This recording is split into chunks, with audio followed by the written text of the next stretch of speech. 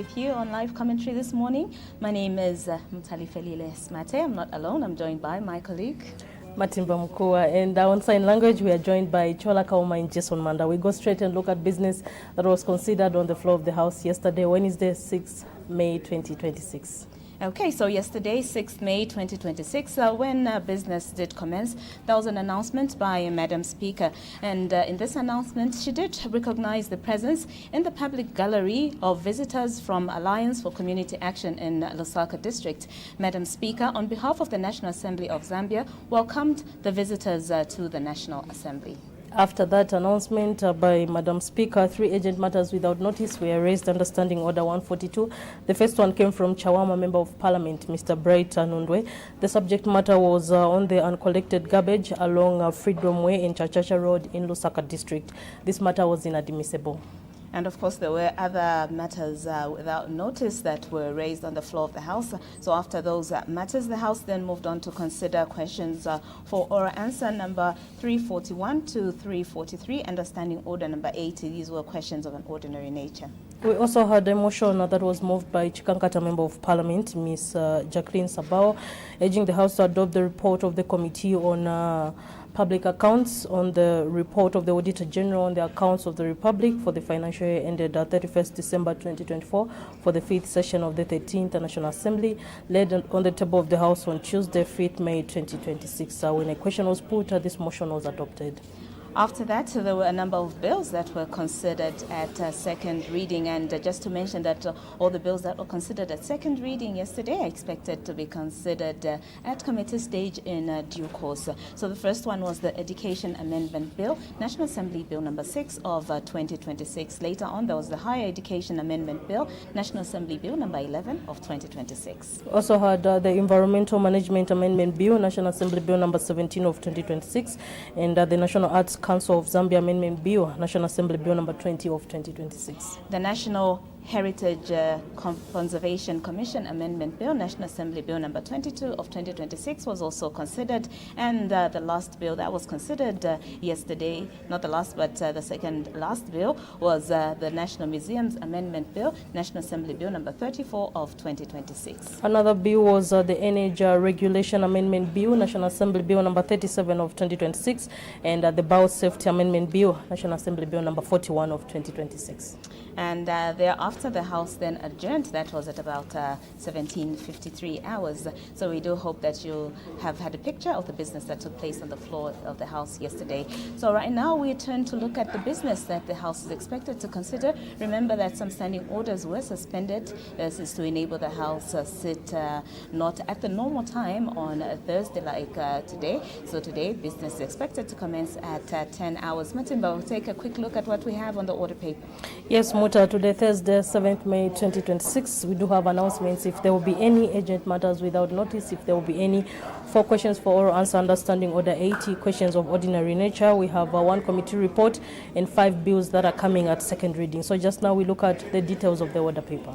Okay, so the first question that we have on the order paper is a question that will be posed by Chilubi Member of Parliament, Mr. Mlenga Fube. His question goes to the Minister of Agriculture. He asks his question in 3 parts. In the first part, he wants to know what the average maize yield per hectare was was in the 2024-2025 farming season, province by province. Later on, he wants to know what factors influence the maize yield per hectare in the farming season of 2024 to 2025. And then the last part of his question, he wants to know what measures the government is taking to improve maize production per hectare countrywide. And the next question, question 345, will come from Chawama Member of Parliament, Mr. Bright Nundwe. He will direct his question to the Minister of Agriculture. He wants to find out a question in 7 parts. In part A, how many storage facilities for maize there were countrywide as of April 2026, province by province? of the storage facilities of maize, how many were owned by the government and the private sector. And then Part C wants to find out whether the storage facilities of maize will be able to accommodate the expected maize harvest from the 2025-2026 season. In Part D wants to find out how many metric tons of maize went to waste from the harvest of the 2024-2025 farming season. What are the reasons for the wasted crop are. In Part F, he wants to find out whether the government has any plans to construct additional storage facilities. And in Part G, he wants to find out if there are no such plans, why. So another question that will be posed by Mr. Fove, who's Chilubi Member of Parliament, is a question on whether the maritime functions have been devolved to local authorities. And this question indeed goes to the Minister of Transport and Logistics. So he wants to know whether the maritime functions have been devolved to local authorities. If so, which local authority is responsible for managing the water transport vessels between Zambia and Chilubi district? And the last part of his question, he wants to know what measures the government is taking to prevent the duplication of maritime functions. After consideration of those three questions for oral answer, we expect Kanchibia Member of Parliament, Mr. Sunday Chanda, to move a motion urging the House to adopt the report of the Parliamentary Select Committee appointed to scrutinize the presidential appointment of Mr. Justice Chalwe Farai Muchenga, State Counsel, Lady Justice Abba Patel, State Counsel, Lady Justice Gertrude Chawatama, and Mr. Butler Sitali to serve as judges of the Supreme Court, Lady Justice Pixie Yangailo, Mr. Justice Vincent Siloka, and Ms. Gertrude Imbwai to serve as judges of the Constitutional Court, Mr. Justice Charles Zulu to serve as Deputy President of the Court of Appeal, Lady Justice Sharon Kaunda Newa, and Lady Justice Irene Zeko Mbewe, Lady Justice Bridget Chilombo Maka, Lady Justice Ruthie Chababuku, Lady Justice Concepta Chinyawazulu, and Lady Justice Susan Wanjelani to serve as judges of the Court of Appeal for the 5th session of the 13th National Assembly, laid on the table of the House on Wednesday, 6 May 2026. Thereafter, we do expect orders of the day, and today we have 5 bills to be considered at second reading. And the first one being the Civil Aviation Amendment Bill, National Assembly Bill number 3 of 2026. The second one is the Civil Aviation Authority Amendment Bill, National Assembly Bill number 4 of 2026. The third one is the Benefits of Former Presidents and Former Vice Presidents Bill, National Assembly Bill number 5 of 2026. We also expect the House to consider the Pension Scheme Regulation Amendment Bill, National Assembly Bill number 7 of 2026, coming at second reading. The Public-Private Partnership Amendment Bill, National Assembly Bill number 10 of 2026, also coming at second reading.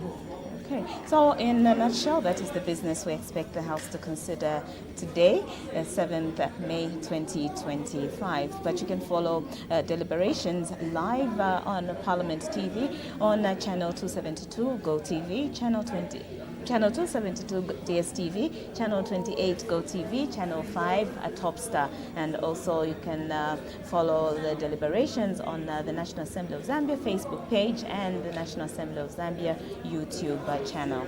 And you can also access this order paper on the National Assembly of Zambia website, www.parliament.gov.zm.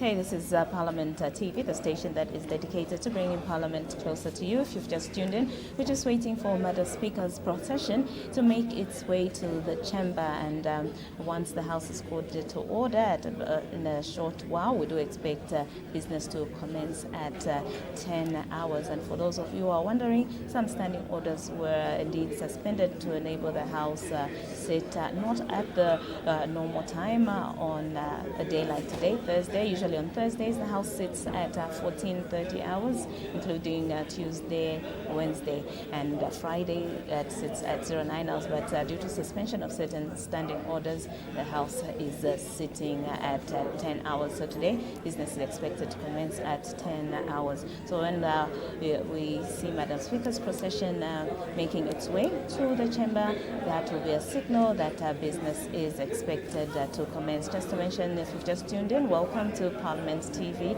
We do appreciate your viewership, and just to mention that we have 4 questions for answer understanding order number 80. These are questions of an ordinary nature. We also expect a motion to be moved by Mr. Chanda, that's Kanchiria Member of Parliament, and then later on we expect 5 bills to be considered at second reading. But of course, in case there will be an announcements, we do expect announcements. If there will be any urgent matters without notice, if there will be any, there might be some, so that may happen if there will be any. And of course, the rest of the issues that I did indicate. But also just to mention on that motion that will be moved by Kanchiria Member of Parliament, this motion is basically to adopt the report of the Parliamentary Select Committee that was constituted actually to scrutinize some presidential appointments. So that is coming on later on today. Keep watching Parliament TV as we continue bringing Parliament closer to you. And of course, we keep saying time but again that you can also follow deliberations that are happening here at Parliament Building live on Parliament Radio just by going to our website www.parliament.gov.zm. You'll find a radio link on the top right corner of our homepage. Click on that link and you'll be able to listen to Parliament Radio following the deliberations that are taking place on the floor of the House. But of course, just to mention that even on the FM frequency wave, you can also indeed listen to Parliament Radio on the various frequencies around the country. Just to mention a few, Kitwe and surrounding areas, we come to you on 94.1 FM. Not forgetting our listeners in Mongo 98.1 FM. That's on Parliament Radio, and many, many other frequencies depending on your location. But just to mention that we are here to bring Parliament closer to you. So in a short while, we will expect Madam Speaker's procession to make way to the chamber.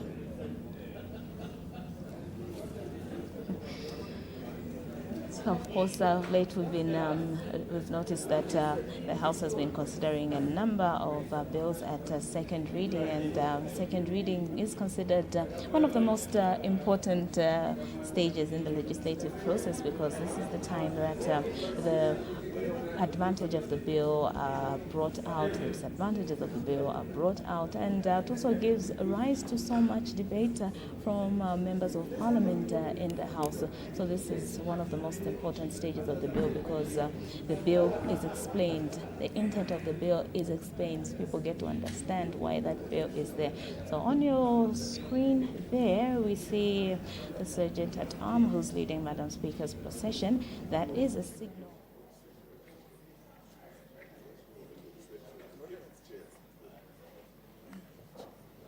Honorable members of Parliament, Madam Speaker.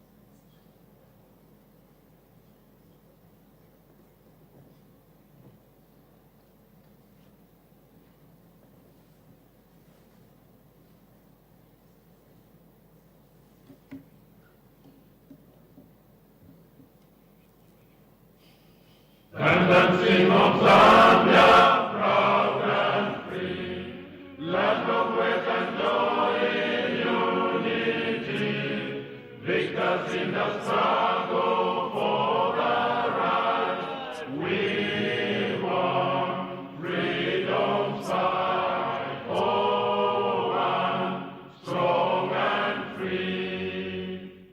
Africa is our own motherland, fashioned with and blessed by those who blend. Let us all our people join as one, brothers under the sun. Oh, one, strong and free. One land and one nation.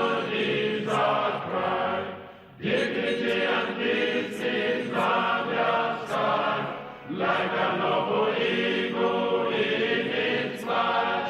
Zambia, praise to thee, O one, strong and free.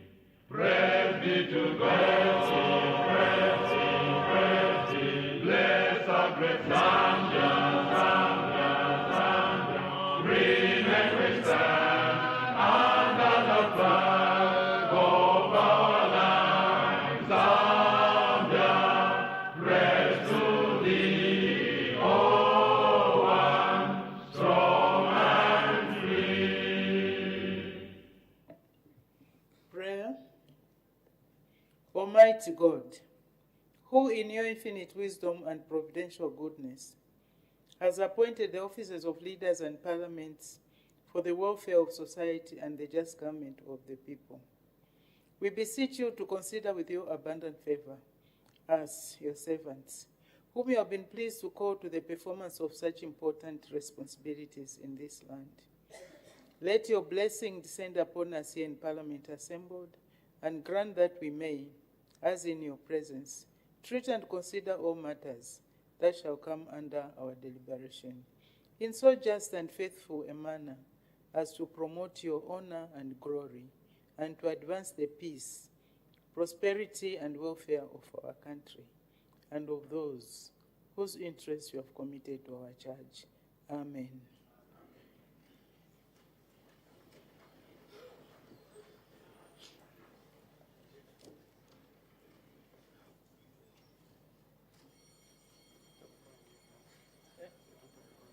Good morning. You're still watching Parliament television. Bills are ringing. We don't have a quorum in the House. It is a requirement that 1/3 of members of Parliament must be present in the House for any business to transact. And so once the quorum has been constituted, we do expect business of the House to commence. And today, Thursday, 7th May 2026, on the order paper, we do expect announcements if there will be any, urgent matters without notice, if there will be any. We also expect the House to consider 4 questions for oral answer understanding under 80. These are questions of ordinary nature. We also have 1 committee report that will be moved by Kanchibia Member of Parliament, Mr. Sandy Chanda, and we have 5 bills that are coming at a second reading stage. Yes, indeed, and just to mention the motion in detail. So this motion, as Matimba said, will be moved by Kanchibia Member of Parliament. This is a motion to adopt the Parliamentary Select Committee, that this House adopts the report of the Parliamentary Select Committee appointed to scrutinize the presidential appointment of Mr. Justice Chawe Farai Mchenga, State Counsel, Lady Justice Abba Patel, State Counsel, Lady Justice Gertrude Chawatama, and Mr. Butler Study to serve as judges of the Supreme Court, Lady Justice Pixie Yangalilo, Mr. Justice Vincent Siloka, and Ms. Gertrude Imwaye to serve as judges of the Constitutional Court, Mr. Justice Charles Zulu to serve as Deputy President of the Court of Appeal, Lady Justice Sharon Kunda Mewa, Lady Justice Irene Zeko Mbewe, Lady Justice Bridget Chilombo Maka,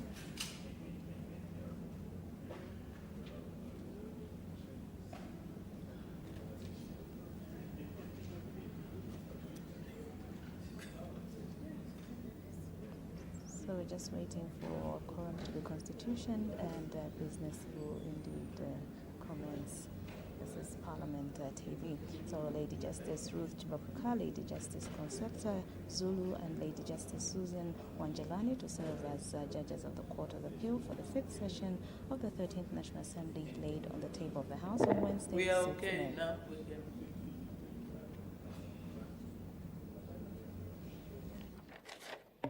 Order, honorable members, I have one announcement to make. Honorable members, I wish to recognize the presence in the public gallery of pupils and teachers from Lake Road PTA School in Lusaka District.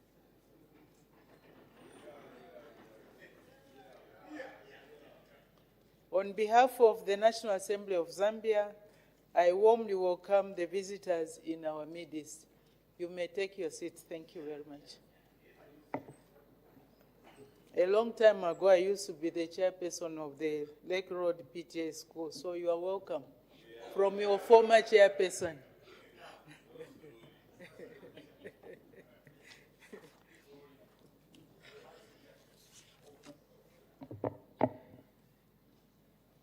Urgent matters without notice. I see none.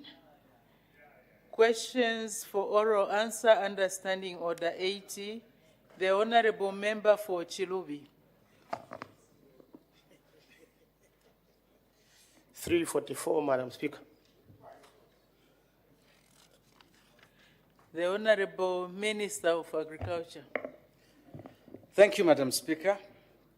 Madam Speaker, the honorable member, Honorable Fube, asked government what the average maize yield per hectare was in 2024-2025 farming season, province by province.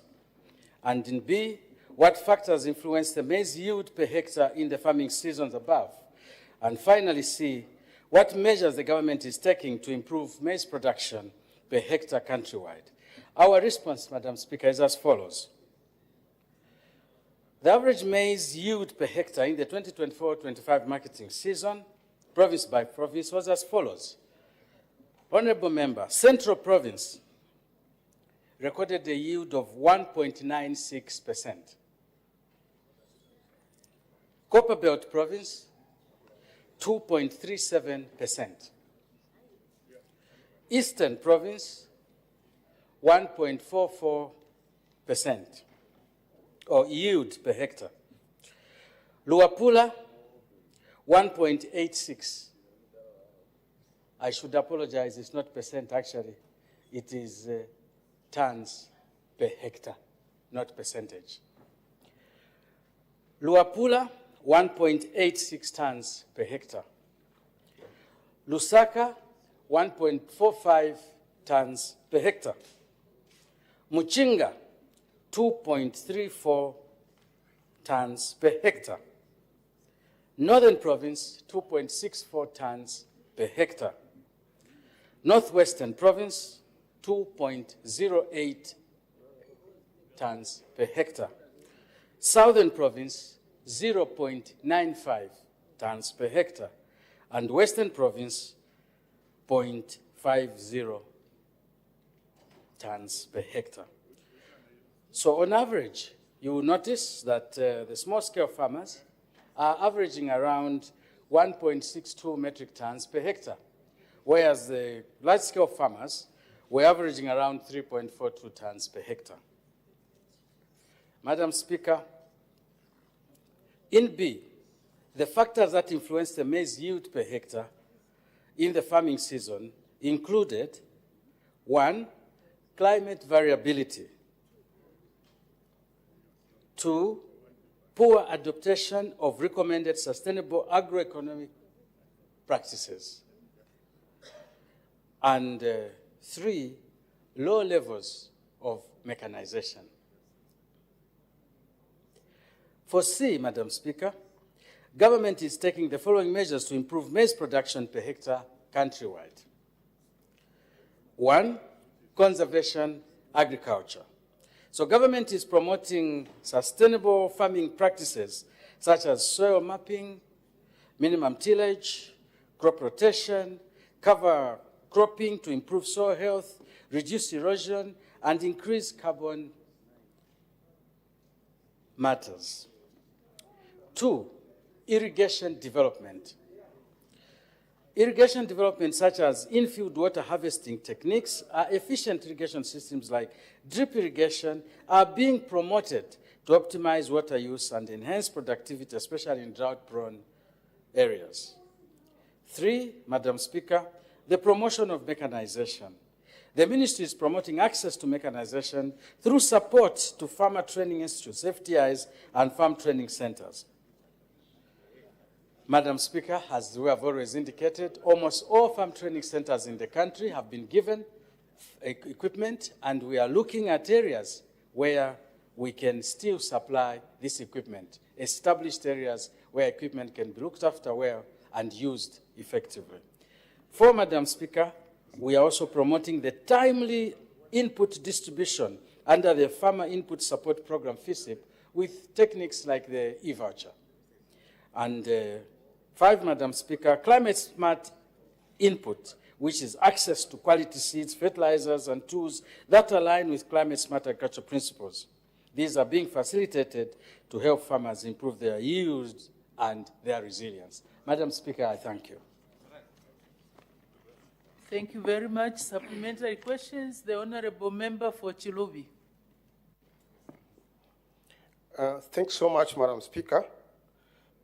I hope that I got the Minister well on the tonnage per hectare that was produced. If I did, I noticed that if we divide the provinces according to agroecological zones, you find that those with the agroecological zones going above, maybe within the range of 8 to 800 millimeters to 1,000 plus, are showing a bit of good tonnage. I have in mind what you talked about. If I'm correct, you said Muchinga is 2.4. Then Northern should be 2.6. Then Luapula, 1.8. I'm picking this because they fall in a particular agroecological zone. It has nothing, it is nothing special. But when you look at this, on the factors, you said that low-level mechanization is one of those factors, and I think something to do with the soil. Would you think that, don't you think that maybe agroecological zone arrangement would have also contributed to the tonnage, especially rainfall and the period in which people are supposed to plant? Thank you. The Honorable Minister of Agriculture. Yes, Madam Speaker, I agree with the Honorable Member. We all know that Zambia has got 3 agroecologic zones. And definitely, the ones which you have picked out are on the ecological zone which receives very good rainfall. But if you got in our response, we said climate variability. We mentioned about this. So I agree with him, Madam Speaker. I don't need to repeat myself. Thank you. Thank you very much. The Honorable Member for Chilubi. Is the ministry among the measures that you are planning thinking of realigning? Because the huge, when it comes, it benefits everybody in the nation. Is the ministry thinking of realigning in terms of, I know that you have come to this house and you have talked about issues like FISIP or e-voucher per se, and you have said that for now, government can only afford those numbers, which we appreciate. But is the ministry thinking of realigning some of that, especially distribution of input, so that where there is good tonnage, more farmers are gotten on board and are encouraged? Thank you. The Honorable Minister of Agriculture. Thank you, Madam Speaker. I appreciate the discussion, and I know exactly where it is tilting us. But listen to this. You are being very scientific, so listen to this. The figure, the provinces you mentioned, Madam Speaker, Northern Province produced 442,000 metric tons on an area cultivation of 167,000 hectares, and it gave us 2.6. Now, look at an area like Southern Province, which gave us a very low figure of 0.95 tons per hectare. Look at the area planted, 442. So we need to move in a sequential manner. There are certain areas, not by their fault, their actual activity could be pastoral or fishing. So if you're going to throw a lot of fertilizer in that area, you might just end up wasting it. But as signs are showing, Northern, Luapula, Muchinga, The areas which are in a zone which has got very good rainfall are definitely catching up in terms of production. We doubted the figures for Mchinga because we thought the maize was coming from Tanzania. But what about Luapula? Luapula is very far from Tanzania. So you can tell that the people's culture in terms of agriculture is changing, which should be appreciated by the entire country. Going forward, we should be putting these things into account. I thank you. Thank you very much. I see no further questions, so we make progress. The next question, the Honorable Member for Chawama. Question number 345, Madam Speaker. The Honorable Minister of Agriculture. Thank you, Madam Speaker. Honorable Nundwe, the Honorable Member for Chawama, is asking government, one, how many storage facilities there were countrywide as of April 2026, province by province? The very sequenced questions this morning, Madam Speaker. Everything is province by province. Of the above facilities, how many were owned by the government and how many were owned by the private sector? And then C, whether the facilities at A will be able to accommodate expected maize harvest for 2025-2026 season, and how many metric tons of maize went to waste from the harvest of 2024-2025, and what the reasons for the wastage were, and F, whether the government has any plans to construct additional storage facilities. If there are no such plans, the Honourable Member is asking why. Madam Speaker, our response is as follows. As at April 2026, there were a total of 375 maize storage facilities countrywide with a combined installed capacity of 1,834,210 metric tons.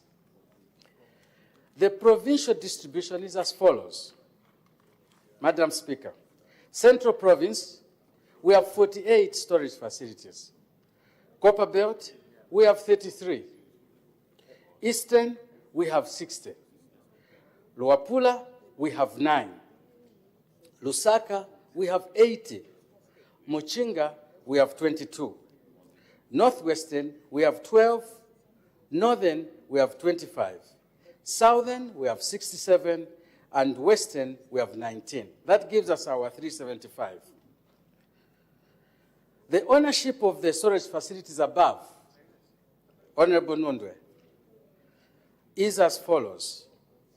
303 facilities with a combined storage facility of 1.1 million metric tons are owned by government under the custody of FRA. And 72 facilities with a combined installed capacity of 728,700 metric tons are owned by the private sector and are currently leased by the agency to supplement national storage facility. So for C, yes, the combined storage capacity of 1.8 million metric tons will be able to accommodate the expected 2025-2026 maize harvest. D, post-harvest losses at FRA managed depots from the 2024-2025 marketing season are within the agency's tolerable threshold, and I'm very proud to mention to you that they are at 0.01%. If you take it out of the percentage, you'll notice that it is like 0.0001 in terms of the value. So the following reasons account for the, and by the way, I must mention here that it's too early to really capture the loss. So right now, I can safely come here and be very happy about it, but you need to ask me after the season is over. Maybe things could change. I see the former Minister of Agriculture nodding, a colleague of mine whom I love so much. Thank you. The following reasons account for the wasted crop due to post-harvest grain losses. Number one, early deliveries by farmers with grain presented at moisture content above 12%. This gives us a problem, Honorable Member. Madam Speaker, two, pest infestation, particularly the larger grain borer and weevils in long, stored stocks. And 3, localized heavy rainfall events that affected our open air bulking points before grain could be moved to the covered storage facilities. Then 4, aging of older sheds, some commissioned in the 1980s. Sometimes you do get a little bit of air coming in, rain coming in, and things like that. Then number 5, logistical bottlenecks during the peak marketing window where intake at depots temporarily exceed the loading rates. So you do get some affection there. Then F, yes, Madam Speaker, the government through FRA has plans to expand national storage facilities. These plans are being implemented by the agency under the Infrastructure Development Program. It includes construction of silos, rehabilitation of old sheds, and continued partnership with private sector for more sheds to be built.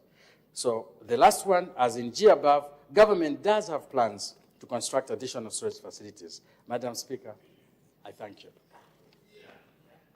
Thank you very much. Supplementary questions. The Honourable Member for Chawama.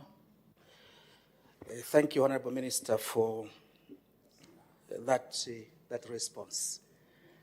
You answered pretty well. In your answering, you have missed a very critical component. Each time such grains are stored in various places, like the silos and the warehouses, there's a very rare chemical that is used to fumigate the grains.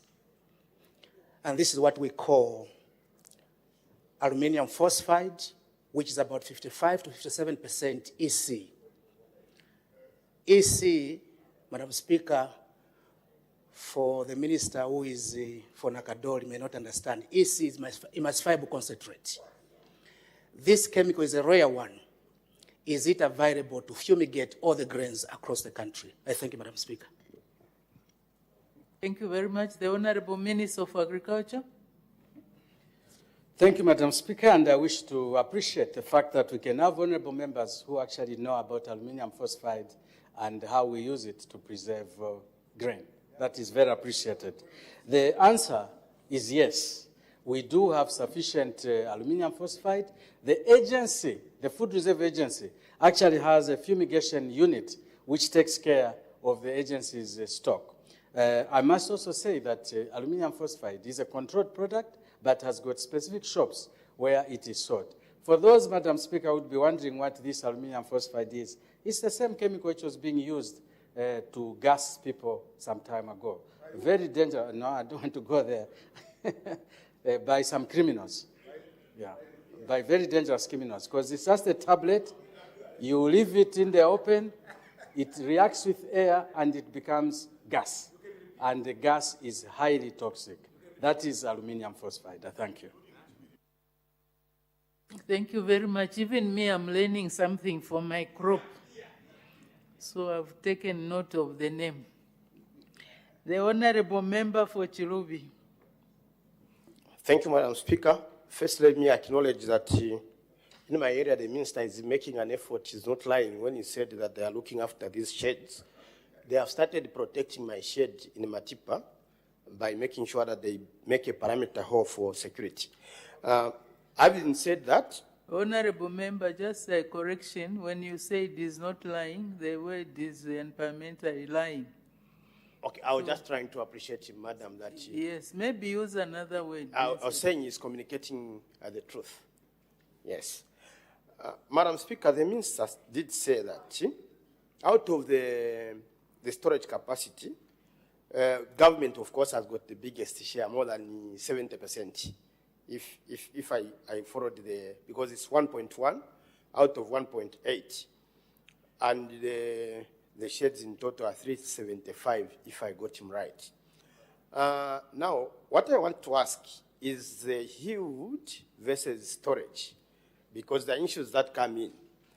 We know that as we go towards August, that is when the ministry starts talking about the issue of the content, the humidity content in the maize, which is about, is it 12.5 to 13% for us to harvest the maize. Now, the government has projected that the yield would possibly be above 3 9.5 million this year. And our storage capacity is 1.8 total. That is a combination of the private sector as well as the government. Given those statistics, are we not quoting problems of aflatoxins and the like, because we are likely to expose this maize to conditions before it is maybe exported or taken out, because the capacity doesn't meet the possible yield that we are likely to have. Thank you, Madam Speaker. Thank you. The Honorable Minister of Agriculture. Thank you, Madam Speaker, and I appreciate Honorable Fuwe's intervention. Madam Speaker, we have come to this House and we have encouraged the members here. Here is a beautiful business opportunity.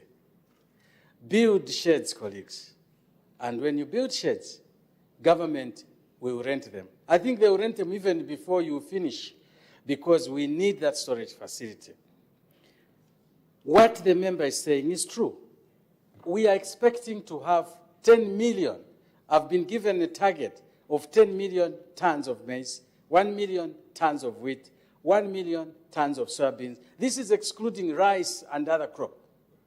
Just 10 million tons of maize is more than the storage capacity we have, which is roughly 2 million, 5 times more.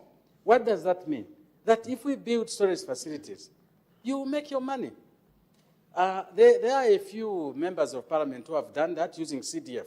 This is some area where, Honorable Minister for Infrastructure, you could be encouraging us to build sheds, because it is a requirement. If we don't do it ourselves, mark my words, the president is going to give a directive that next time you receive your 40 million, use so much for sheds, because the country requires that shed. So we need that. So yes, issues of buying and having problems with aflatoxin, yes, it will happen, and it will be a national issue. It will not just be Mtolo, who is the Minister of Agriculture. This is for everyone. Let us construct sheds for our country. I thank you, Madam. Thank you. The Honorable Member for Namwala. Thank you so very much, Madam Speaker. Through you to the Minister. Minister, going by the submission you have made, I just want to find out whether you have an estimate or how many depots you'd want to have in this country to ensure that our food or our harvest is in the safe hands as submitted. The Honorable Minister of Agriculture. Looking at where we are going, Madam Speaker, we need at least 10 million metric tons storage facilities. I thank you. Thank you. The Honorable Member for Chawama. Thank you, Madam Speaker. The Minister indicated that in Wapula, we have 0 storage facilities. What are your intentions, particularly for this year or 2025, 2026 farming season? You have absolutely no storage facility in Wapula. What is your take on that? Thank you, Madam Speaker. Before we proceed, honorable members, can we ensure that the ones who have been given credentials to log in virtually, they can log in? And also the government chief will please ensure that we have a quorum. Please ring the bells. So you've heard it for yourselves. A quorum is not present in the House at the moment, and the bells have been ordered to be rung. Otherwise, there's been a directive that those members who have credentials should indeed log in so that they're considered to be in the House. The time on Parliament TV is 10:31 hours, and right now the House is considering a question that has been posed by Chawama Member of Parliament, Mr. Bright Nondwe. This question was directed at the Minister of Agriculture. In his question, he wants to know how many storage facilities for maize there were countrywide as of April 2026, province by province.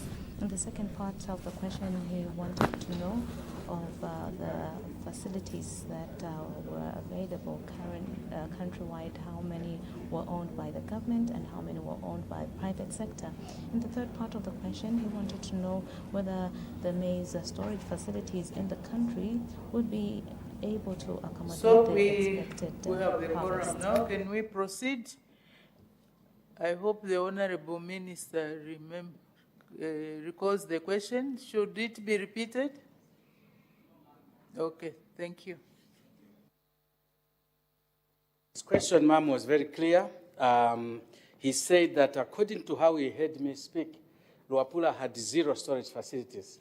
I think he could have heard me wrongly, because in Luapula, we have 8 storage facilities owned by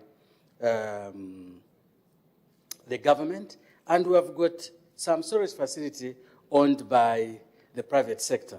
So to correct the honorable member, we do have some storage facilities. I thank you. Thank you. The Honorable Member for Chipili. Thank you, Madam Speaker. Honorable Minister, I want to find out what is the cost implication to those maize that are stored in the private facilities. Thank you, Madam Speaker. Thank you. The Honorable Minister of Agriculture. A very good question, Madam Speaker. The cost implication is obvious because we rent those storage facilities. So there is added cost onto the maize. So from 340, you add the storage facility. Whereas even if it is a storage facility by FRA, there's an opportunity cost, which still adds to the cost of maize. I thank you. Thank you. The Honorable Member for Nyimba. Thank you, Madam Speaker. Minister, what is your position, or what are you doing about those uncompleted sheds? And in your books, they are still showing that they are completed, and I know you are very much aware. What are you doing about it? Are they part of the schiste, like for Eastern Province, are they part of the schiste number you've given us?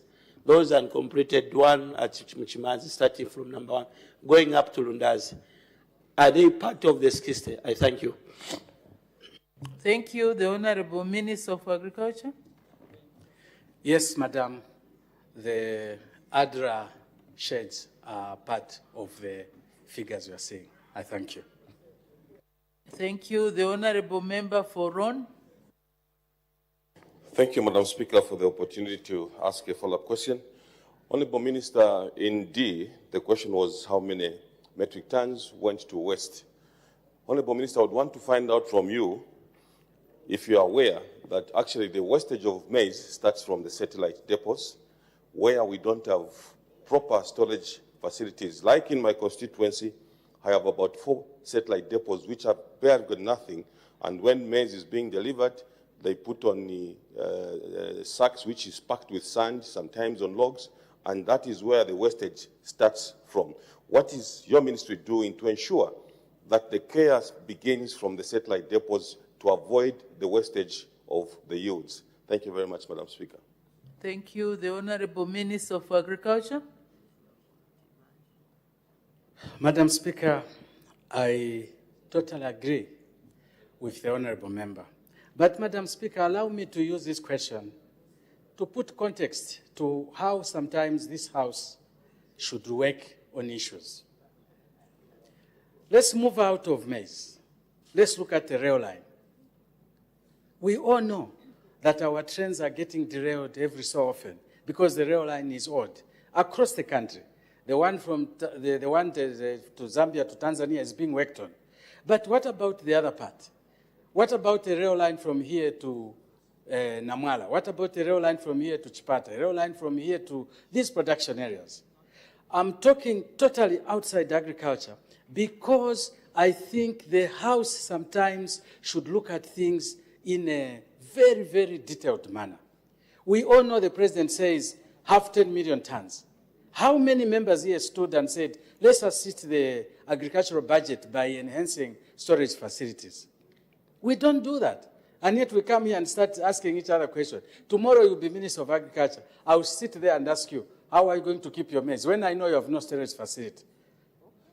So let us do the right things here in this house. And if you are not supporting this, I'm going to propose this to the president. We'll use all your CDF to build storage facilities. So, Madam Speaker, in answering the question, it is how we should look at things as a house here. Instead of asking me questions like that from my dear friend from Ron, what did he do to increase the storage capacity in the budget figures? I thank you, Madam Speaker. Thank you very much. The next question, the Honorable Member for Chilubi. 346, Madam Speaker. Thank you. The Honorable Minister of Transport and Logistics.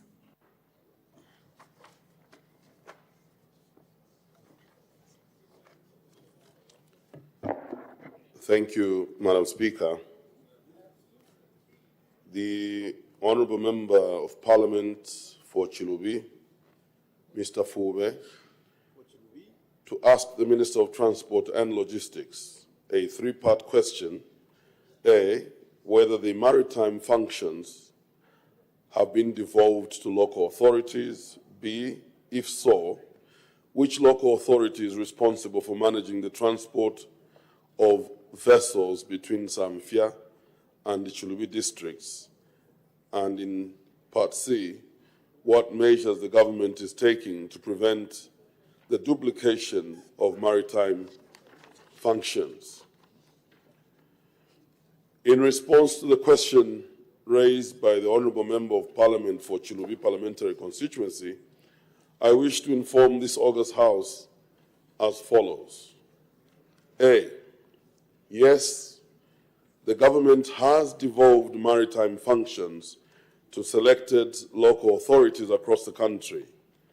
These functions include the management of harbours and attendant water transport infrastructure, the provision of pontoon services, and the rehabilitation and maintenance of canals.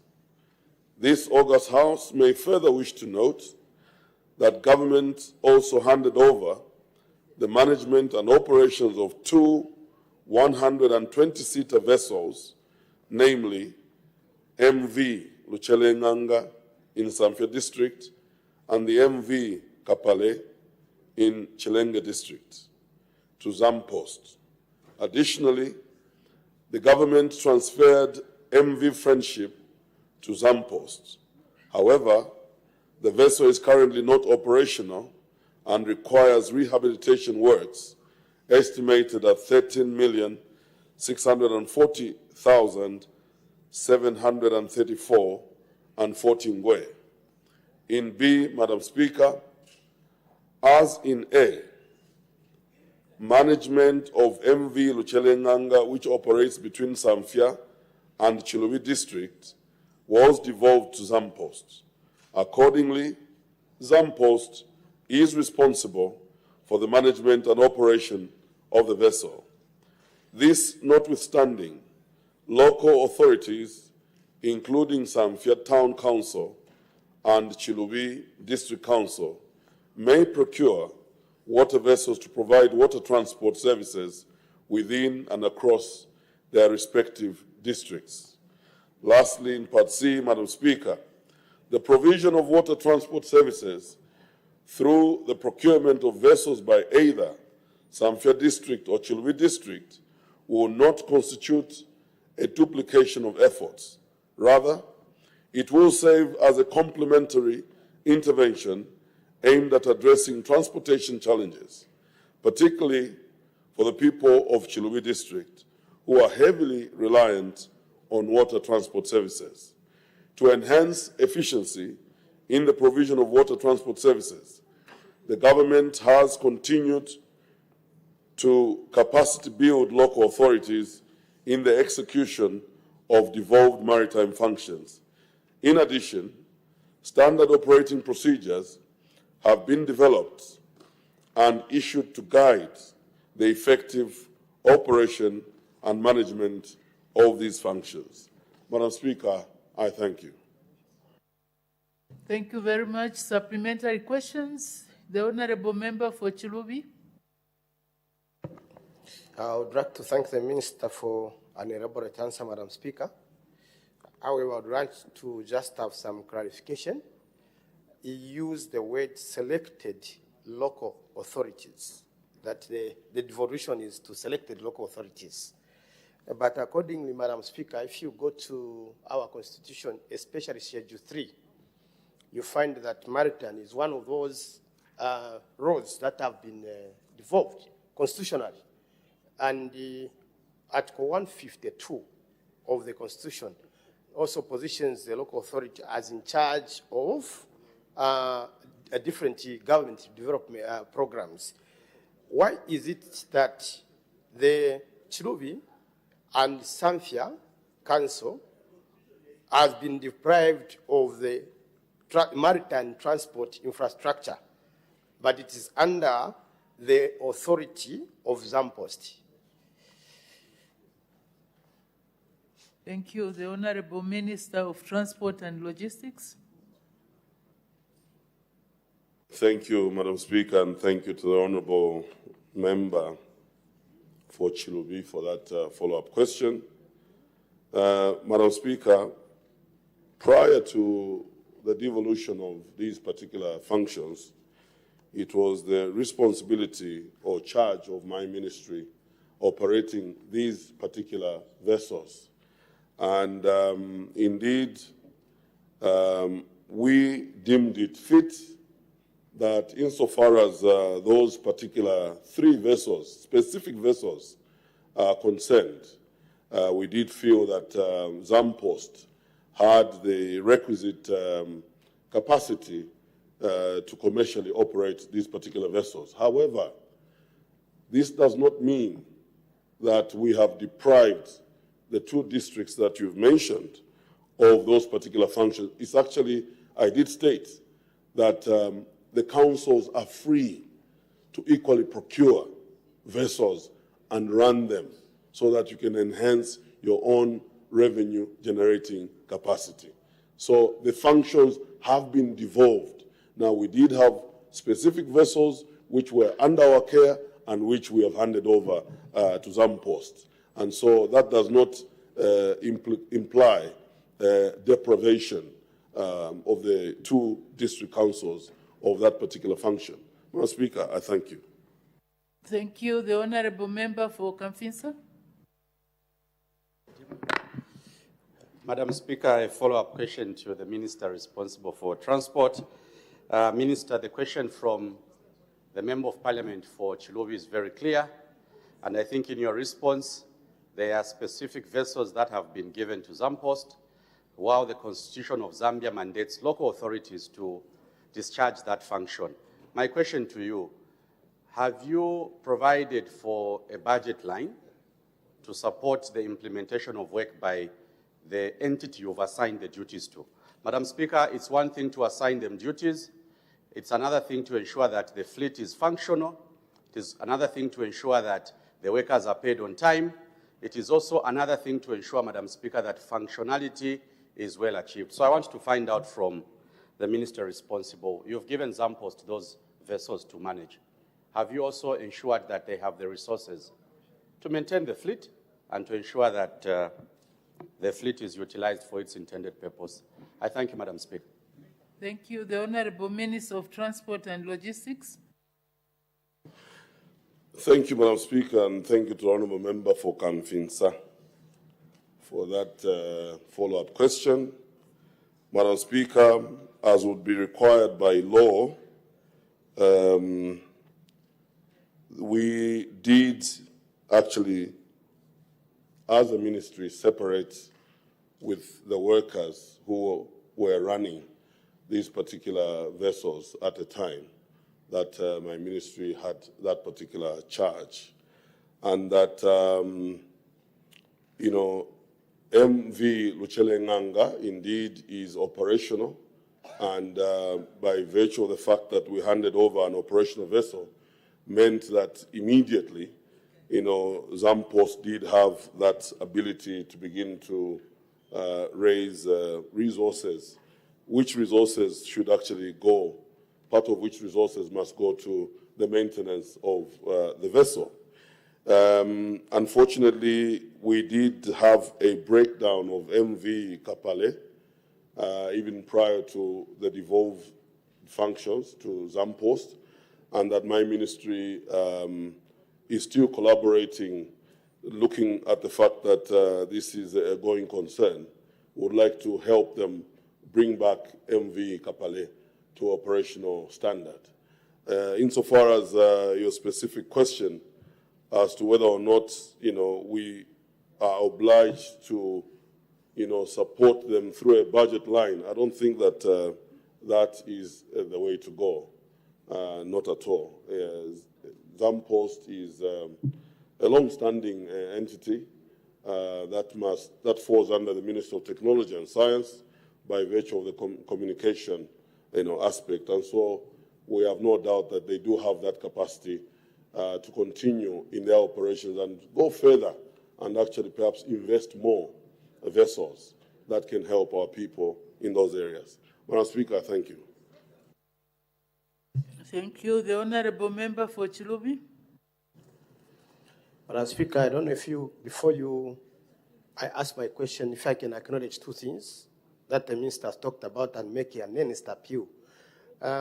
It's good that the Minister knows that MV Kapale and MV Luchirenganga were supplied together with 24 boats. And these two, I think the MV Kapale also serves a wider population, not apart from Nchirenge, because it was even supposed to be an international boat.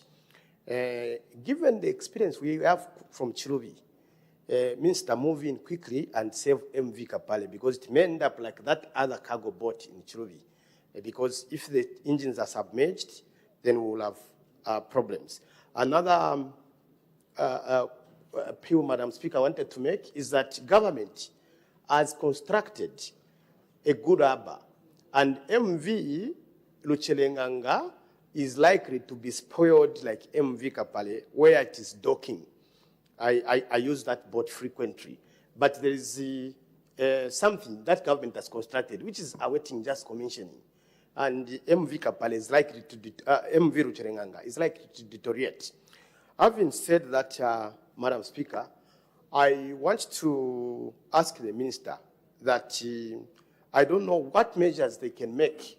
Currently, Zampost is micromanaging the operations of MV Luchelenganga, because everything is done in Zambia, between Zambia and Chilubi.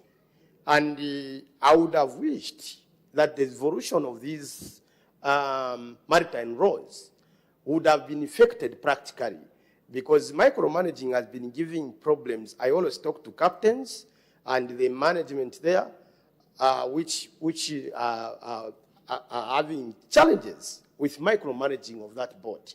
And I think to save that boat, put in measures that as far as the IRAC has to go through Mansa, Ndola, and all that, put in safety valve measures for locals to look after certain things properly, especially the two councils. That will save the boat. Thank you. The Honourable Minister of Transport and Logistics. Thank you, Madam Speaker, and thank you to the Honourable Member for sharing his concerns. Safe to say, Madam, that when the Honourable Member speaks of the ministry, my ministry rendering, operational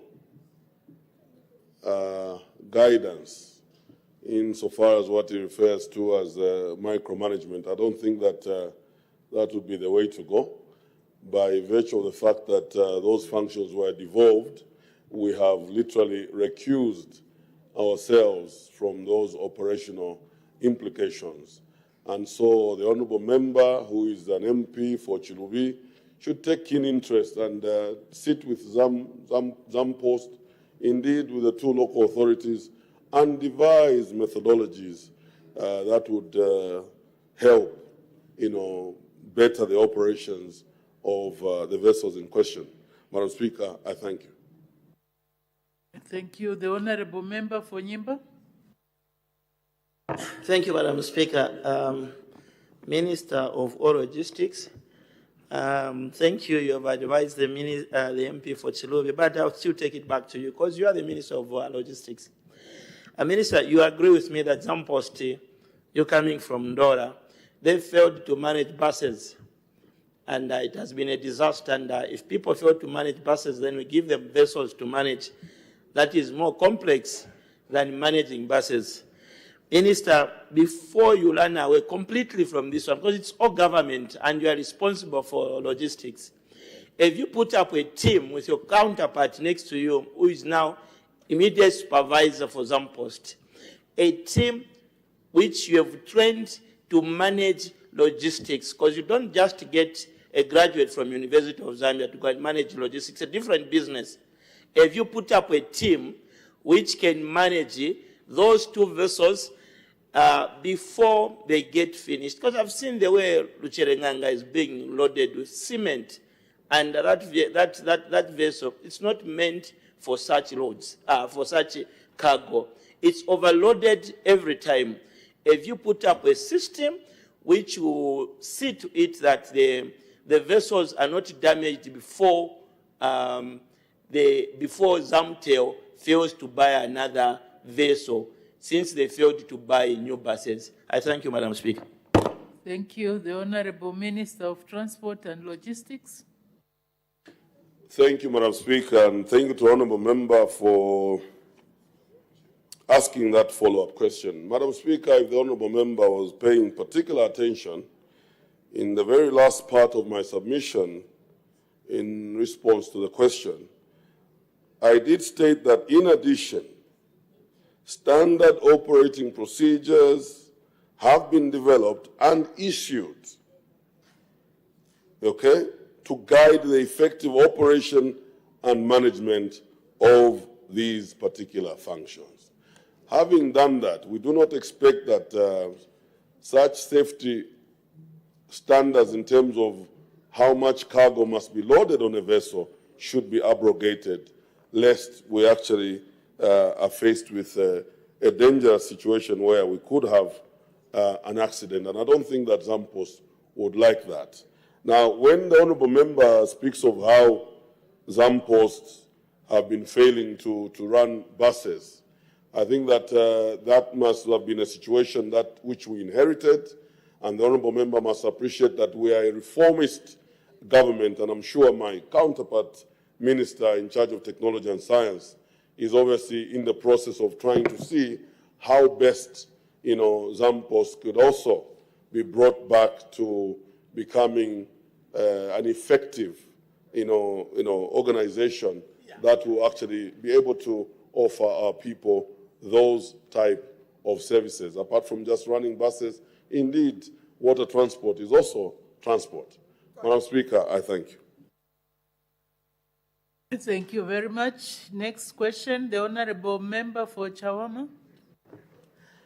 Thank you, Madam Speaker. Question 347.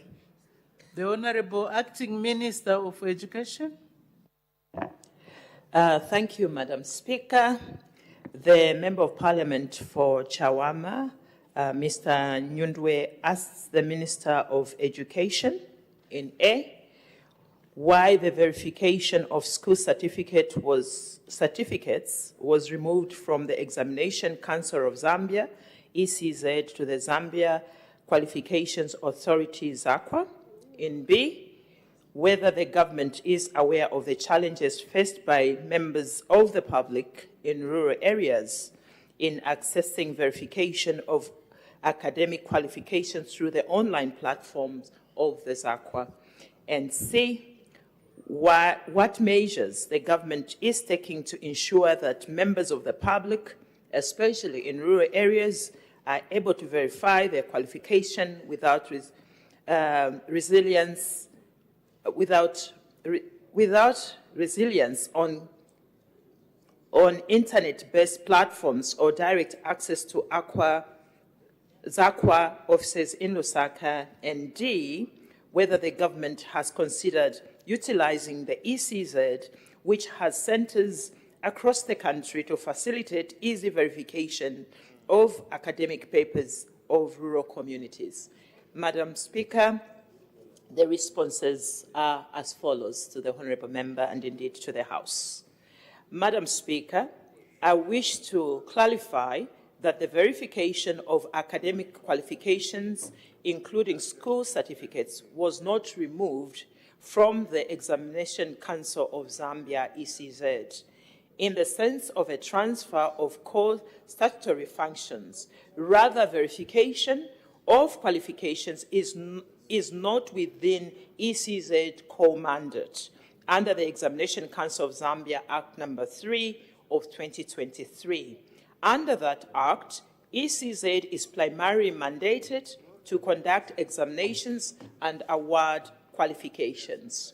The function of verification and authentication of the qualifications is separately invested in the Zambia Qualifications Authority, ZAQA, under the Zambia Qualifications Authority Act number 8 of 2024. Madam Speaker, in order to ensure coherence and integrity within the national qualification system, the law provides for collaboration between awarding bodies and ZAQA. In this regard, Section 41N of the ECZ Act number 3 of 2023 explicitly requires ECZ to cooperate with ZAQA in matters relating to qualification verification. This institutional arrangement ensures clear separation of functions, strengthen objectivity in the verification process, and enhance the credibility and international recognition. Zambia qualification in line with the global best practices, including the UNESCO Global Convention on the recognition of qualifications concerning higher education and Addis Convention. Accordingly to ECZ and ZAQA perform complementary roles within the national qualification framework. ECZ award qualifications, while ZAQA independently verifies and recognizes them to safeguard the integrity, transparency, and the public's confidence. Madam Speaker, and indeed to the House and the public and Honourable Member, the government, in your question B, is fully aware of the challenges faced by members of the public, particularly in rural areas and hard-to-reach areas. In accessing qualification verification services, they are largely delivered through the online platforms. Government recognized this challenge through institutional assessments and operational experiences, including those of ZAQA. Several constraints have been identified, and indeed we acknowledge the following: limited or unreliable internet connectivity in rural areas, low levels of digital literacy among our users or some of the users, geographical distance from physical service centers, and the challenges associated with digitalization and retrieval of historical examination records. Madam Speaker, and indeed to the Honourable Member and the public, government is concerned that such constraints may inevitably limit the accessibility to essential public services, particularly where verification of qualification is increasingly and is a prerequisite for employment and indeed other opportunities.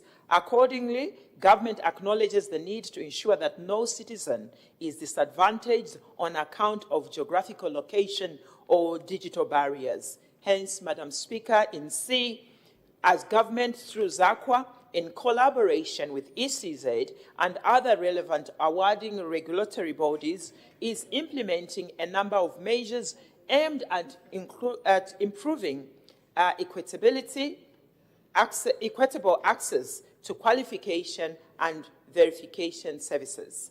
The measures, Honourable Member, they are as follows. 1, strengthening the interagency collaboration, integration of qualification database between ZAQA and awarding bodies.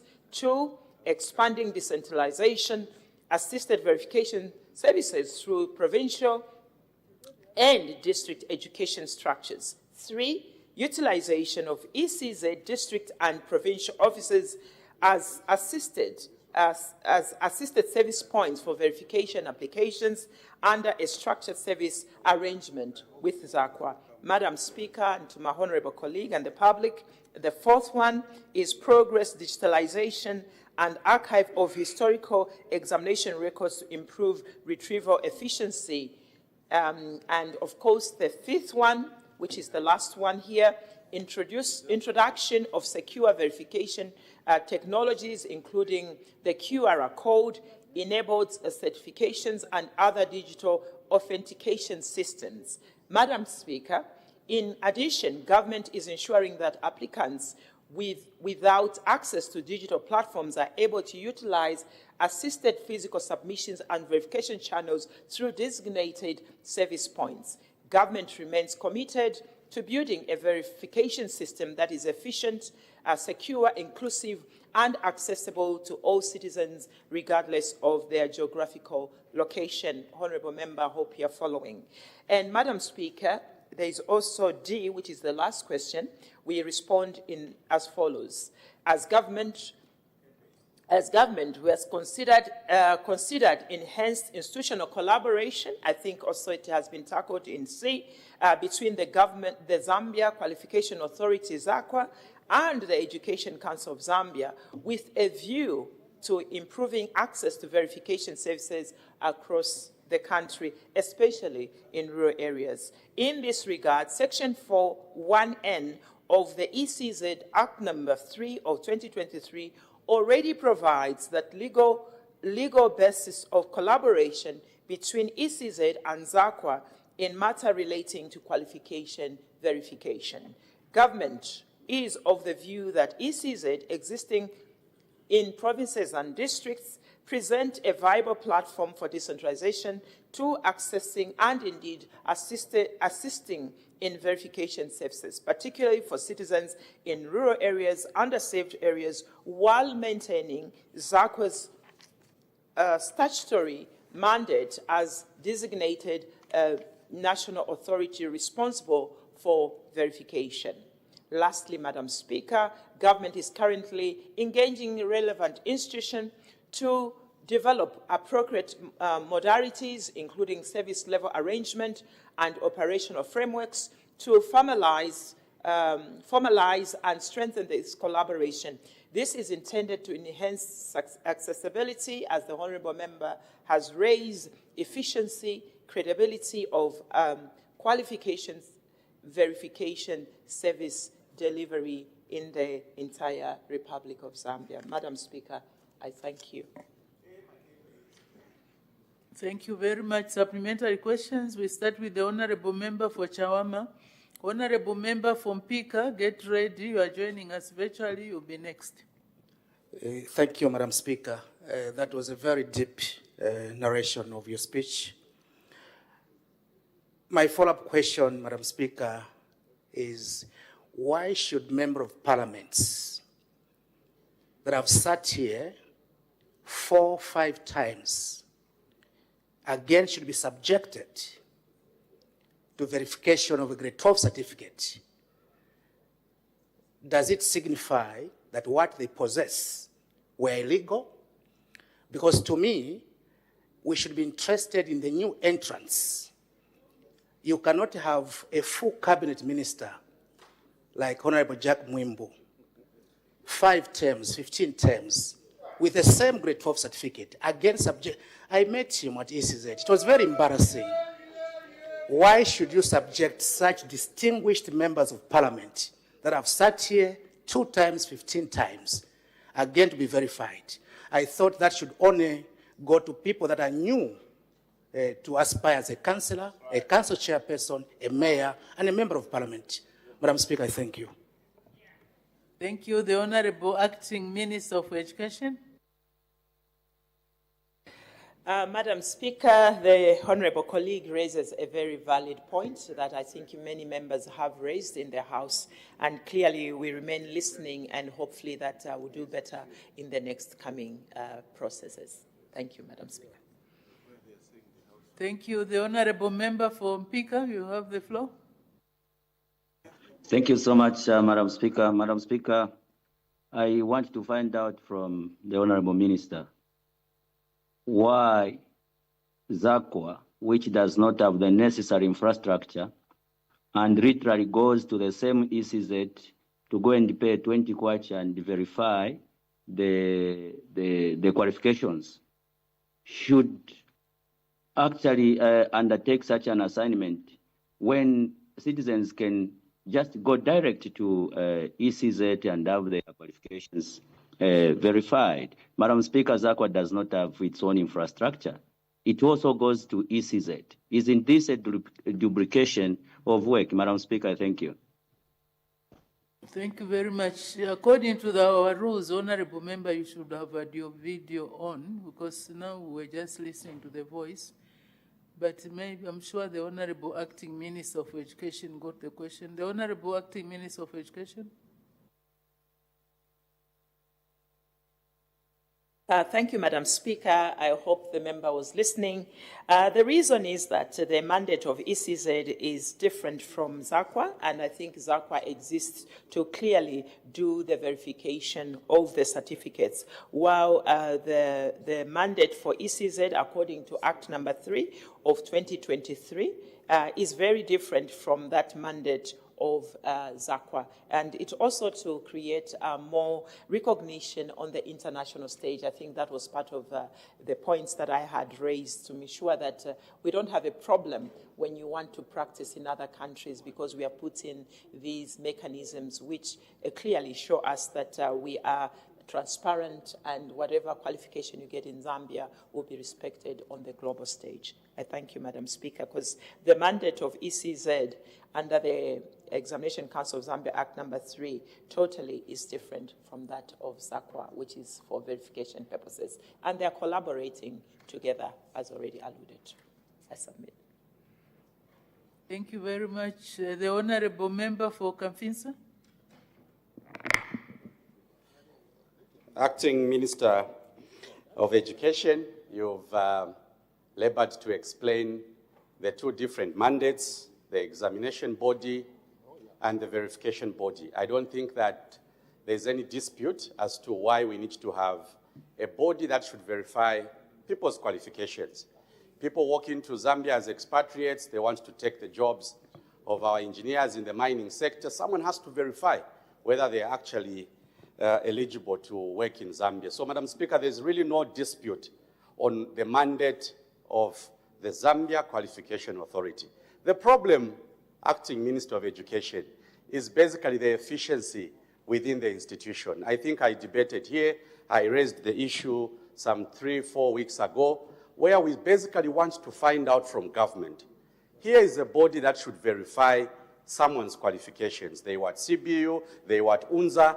Clearly, there must be a shared database somewhere, Madam Speaker, where once you leave university, your results should quickly be sent to ZACA, so that when you want to have your results verified, it should take 2-3 days, Madam Acting Minister of Education, so that people get their qualifications. The issue, Madam Speaker, is the frustration of our citizens. And that is what I think the question was all about. How do we quickly implement those 5 measures? You've listed the 5 measures: sharing the database, decentralizing the duties of ZACA. Unfortunately, Madam Speaker, those things are not yet in place. So how soon do we deal with the frustration of our citizens? They'll continue complaining, and they'll keep asking these MPs, when does government resolve these administrative inefficiencies? Madam Speaker, I thank you. Thank you. The Honorable Acting Minister of Education. Thank you, Madam Speaker. And I think the Honourable Member has almost answered his own question.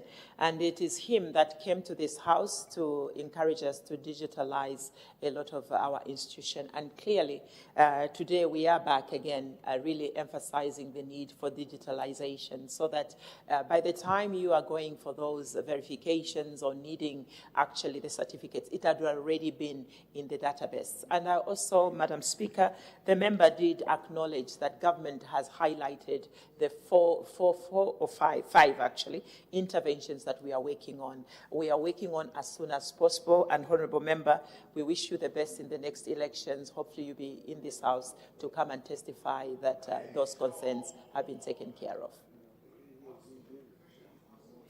As soon as possible, Honorable Member. Thank you. The Honorable Member for Chipili. Thank you, Madam Speaker.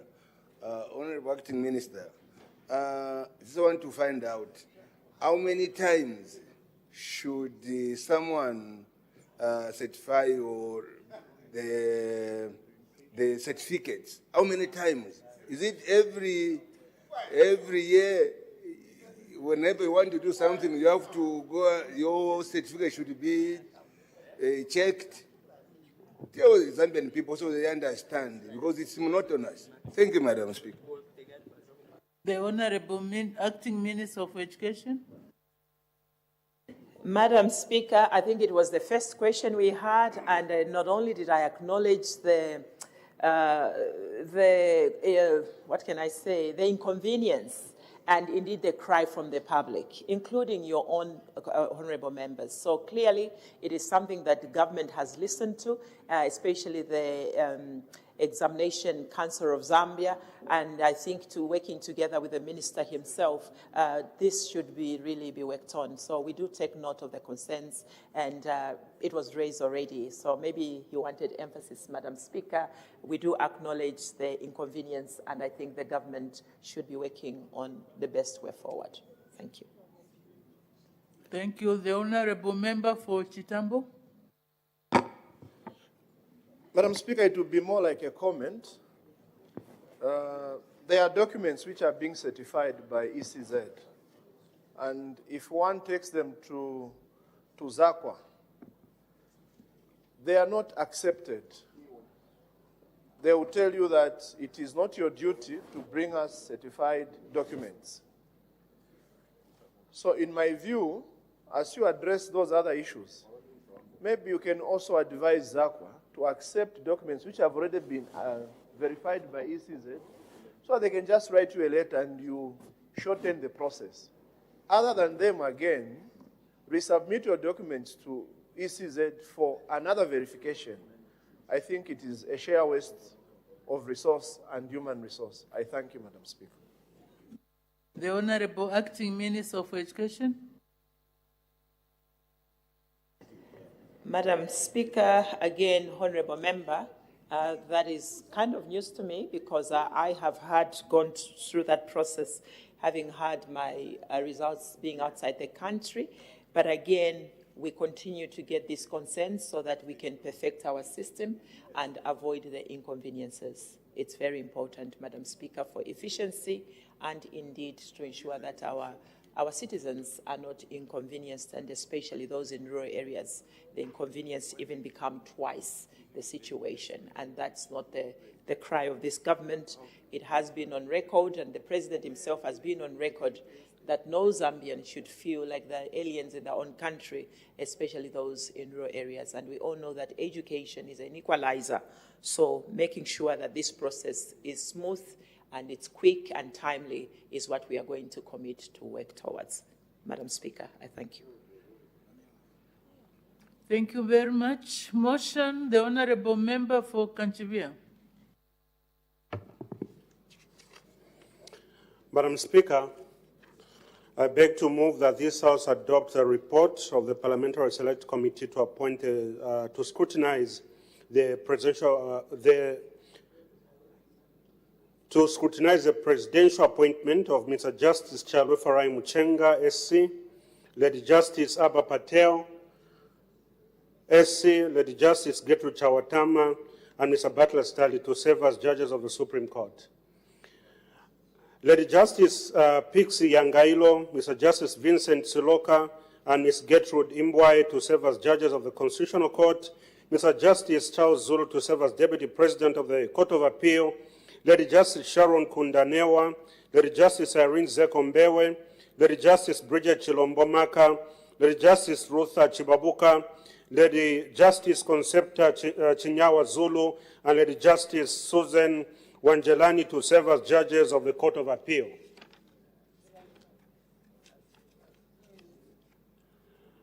Madam Speaker, the appointment of the nominees is made pursuant to Article 140E of the Constitution of Zambia, Chapter 1 of the Laws of Zambia. Sorry, just move the motion. Thank you. Is the motion seconded? It is seconded, Madam Speaker.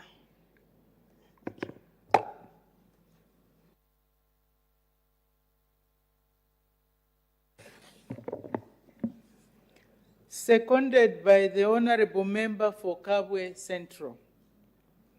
The question is that this House adopts the report of the Parliamentary Select Committee appointed to scrutinize the presidential appointment of Mr. Justice Charwe Farai Muchenga, State Counsel, Late Justice Abba Patel, State Counsel, Late Justice Gertrude Chawatama, Mr. Butler Sitali to serve as judges of the Supreme Court.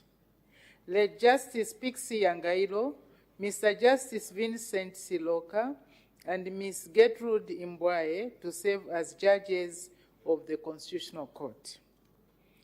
Mr. Justice Charles Zulu to serve as Deputy President of the Court of Appeal. Late Justice Sharon Kaunda Newa, Late Justice Irene Zeko Mbewe, Late Justice Bridget Chilomo Maka, Late Justice Ruthi Chibabuka, Late Justice Concepta Chinyamwa Zulu, and Late Justice Susan Wanjelani to serve as judges of the Court of Appeal. For the 5th session of the 13th National Assembly, laid on the table of the House on Wednesday, 6th May 2026. Any debate? The Honorable Member for Kanchibia. Madam Speaker, I want to thank you once again for this opportunity to move this motion. Madam Speaker, the appointment of the nominees is made pursuant to Article 140E of the Constitution of Zambia, Chapter 1 of the Laws of Zambia, which provides for the Republican President, on the recommendation of the Judicial Service Commission, to appoint judges subject to ratification by the National Assembly. Madam Speaker, the committee notes a pivotal role that the judiciary plays in the dispensation of justice, ensuring good governance and upholding the rule of law in the country. In this regard, the committee resolved that only competent persons with the requisite qualifications, integrity, diligence, eminence, sound character, and above all, committed to the promotion of the rule of law should be appointed to serve in the judiciary. Madam Speaker, the committee notes with satisfaction that all the state agencies had no adverse reports against the nominees. Further, most of the witnesses admitted that nominees possessed the requisite qualifications and experience for appointment as judges of Supreme Court, Constitutional Court, and the Court of Appeal, respectively. In that regard, they supported the appointment. However, Madam Speaker, one witness raised one concern on the nominees, and the committee made the following observations of the nominee. Mr. Bartley Asimbuyo Sitali. The committee notes that one stakeholder raised concern regarding the nominee's dismissal from employment in 1997 and previous criminal charges. However, the committee took cognizance of the fact that the dismissal occurred in the late 1990s and that the nominee was acquitted of all charges and has since maintained a distinguished career spanning over 3 decades. The committee also noted that the majority of the stakeholders supported his appointment. In this regard, the committee was satisfied that the concerns raised did not outweigh his professional achievements and accordingly found him suitable for the appointment. The committee further notes that the appointing authority has, to a larger extent, complied with the constitutional requirement regarding regional diversity. The committee also notes that due regard was given to the diversity of experience among the nominees. The committee therefore commends the appointing authority for adhering to the requirement on regional diversity. In view of the foregoing, Madam Speaker, the committee recommends that this August House ratifies the presidential appointment of Mr. Justice Charwe Farai Muchenga SC, Lady Justice Abba Patel SC, Lady Justice Gertrude Chawatama and Mr. Bartley Sitali to serve as judges of the Supreme Court. Lady Justice Pixie Yangailo, Mr. Justice Vincent Siloka, and Ms. Gertrude Imbwaye to serve as judges of the Constitutional Court. Mr. Justice Charles Zulu to serve as Deputy President of the Court of Appeal. Lady Justice Sharon Kaundanewa, Lady Justice Irene Zekombewe, Lady Justice Bridget Chilombomaka, Lady Justice Ruth Chibabuka, Lady Justice Concepta Chinyawa Zulu, and Lady Justice Susan Wanjelani to serve as judges of the Court of Appeal. Finally, Madam Speaker, the committee wishes to express its gratitude to you and the Office of the Clerk of the National Assembly for the advice and services rendered to it during its deliberations. Madam Speaker, I wish to thank you. Thank you very much. Any further oh, sorry. Does the seconder wish to speak now or later? Now, Madam Speaker. Thank you. The Honorable Member for Kabwe Central. Thank you so much, Madam Speaker. I wish to second the motion, which was handled by the committee, the select committee, on the scrutinizing the presidential appointment of Mr. Justice Charles Refarai Muchenga, State Counsel, Led Justice Abba Patel, State Counsel, Led Justice Gertrude Chawatama, and Mr. Butler Stari to serve as judges for the Supreme Court. Led Justice Pixie Angailo, Mr. Justice Vincent Sloka, and Ms. Gertrude Imbwaye to serve as judges for the Constitutional Court. Mr. Justice Charles Zulu to serve as Deputy President of the Court of Appeal, and Led Justice Sharon Kaundanewa, Led Justice Irene Zekombewe, Led Justice Bridget Shilombo Maka, Led Justice Ruth Shibapka, Led Justice Concepta Chinyana Zulu, and Led Justice Susan Wanjelan to serve as judges for the Constitutional Court of Appeal. Madam Speaker, I wish to thank you most sincerely for according me this opportunity to second the motion, and also to thank the mover of the motion, Honorable Member for Kanchiria, Honorable Sandra Chanda, for moving the motion. The motion indeed has the mover has sufficiently emphasized most of the salient points upon which the committee supports the ratification of the judges to serve in various capacities of the superior courts, namely the Supreme Court, the Constitutional Court, and the Court of Appeal. Madam Speaker, in seconding the motion, I wish to reiterate the committee's observation that the nominees possesses the requisite competence and experience to serve in various portfolios to the superior courts in which they have been appointed. Madam Speaker, the committee therefore wishes to applaud the appointing authority for ensuring that only competent persons with unquestionable integrity and also diligence, eminence, and sound character, and also, above all, committed were appointed to serve in various positions to the superior court.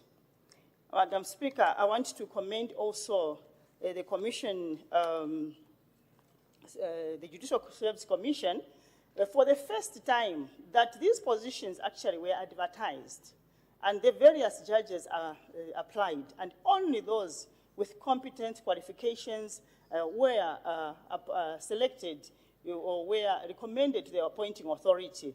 So this was really a recommendable job that the government is doing, that at least only those who has the requisites were recommended. So we really thank the Commission for what they did. Madam Speaker, also I want to recommend the government, the President of the Republic of Zambia, indeed that despite that the Article 259 1B recommends that at least when appointing, there should be 50%, according to gender parity. This time, the President is still making sure that we appoint more women to these key positions. Indeed, we know that at least the equilibrium, the scale is still imbalanced By this time, we are trying by all means to balance up the scale so that we reach the equilibrium. Thereafter, we will be recommending that indeed there should be 50-50% without any questions. So we thank the government for that. We are still pushing the agenda of women. Madam Speaker, I want to also, in conclusion, to recommend you and also the mover of the motion, the committee, for working in cordial manner as we are deliberating the appointment of the judges to the Superior Court. And thank you so much, Madam Speaker. I beg to move. Thank you very much. Any further debate? The Honourable Member for Chitambo.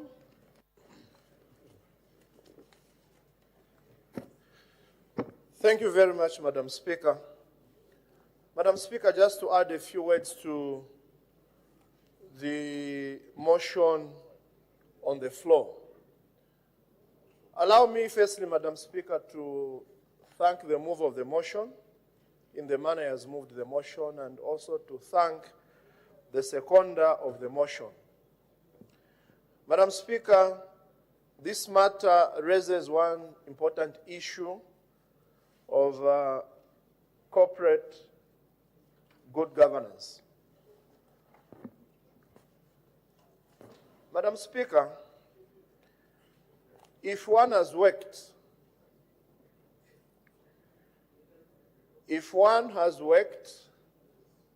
and they deserve to be promoted, let it be done. And in this instance, we have noted that there was some kind of advertising that was done, and people who qualified went ahead and applied, and they were vetted accordingly, and their names came out to where we are today. Madam Speaker, these people, if they take their new role, once we approve it here, it will boost their morale, because they would have earned and they would have achieved some of the things that they wanted to achieve in life. And Madam Speaker, this shows you that we care about our judicial systems in this country. Because, Madam Speaker, justice delayed is justice denied. So the more judges we have there, it will mean that there will be speedy trial of cases. And also, we shall see that there will be more pronouncements made in terms of matters being concluded in time, and people will have their cases closed. Again, Madam Speaker, this will raise the bar to the new entrants in the judicial system, those that are looking forward to getting employed. Because, Madam Speaker, if one moves from one position to the other, they create space for more employment. And, Madam Speaker, in doing this, we are creating employment to the new learned councils who are coming on board. And, Madam Speaker, it only takes a government that knows what it is doing to do such a thing. Because, Madam Speaker, if you're not creating employment for the young generation, then that country will have a lot of problems in terms of developing. And development only comes in when whatever you produce, Madam Speaker, is got demand for it. And demand here means that we must create employment for our youth. And here we are today. If these judges move, more employment will be created for them. My last point, Madam Speaker, is that as we are going to ensure that today we ratify these appointments, it is just incumbent, Madam Speaker, also to speak to these judges who are going to take positions, that they should put more efforts, Madam Speaker, in discharging their duties. Other than, Madam Speaker, to have a judiciary where now, because now people have been elevated, they think that now it is business as usual. We need to see now a different judiciary where there should be fast tracking of matters to be concluded. Madam Speaker, I thought I should add my word on these few points. I thank you. Thank you very much. The Honorable Member Fonkana.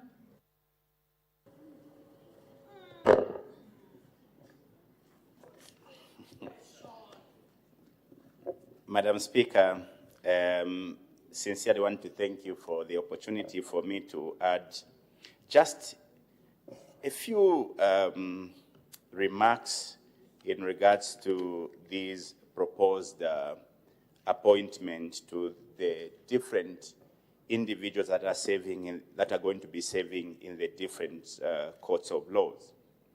Now, here we are sitting to agree or disagree with the recommendation that has come our way as to whether these named individuals should be given the powers to go and perhaps or arguably decide or start deciding, the future of our citizens, as to whether these citizens that shall come before them are going to be freed or they are going to be incarcerated. Now, the basis of our work today is on qualification and experience.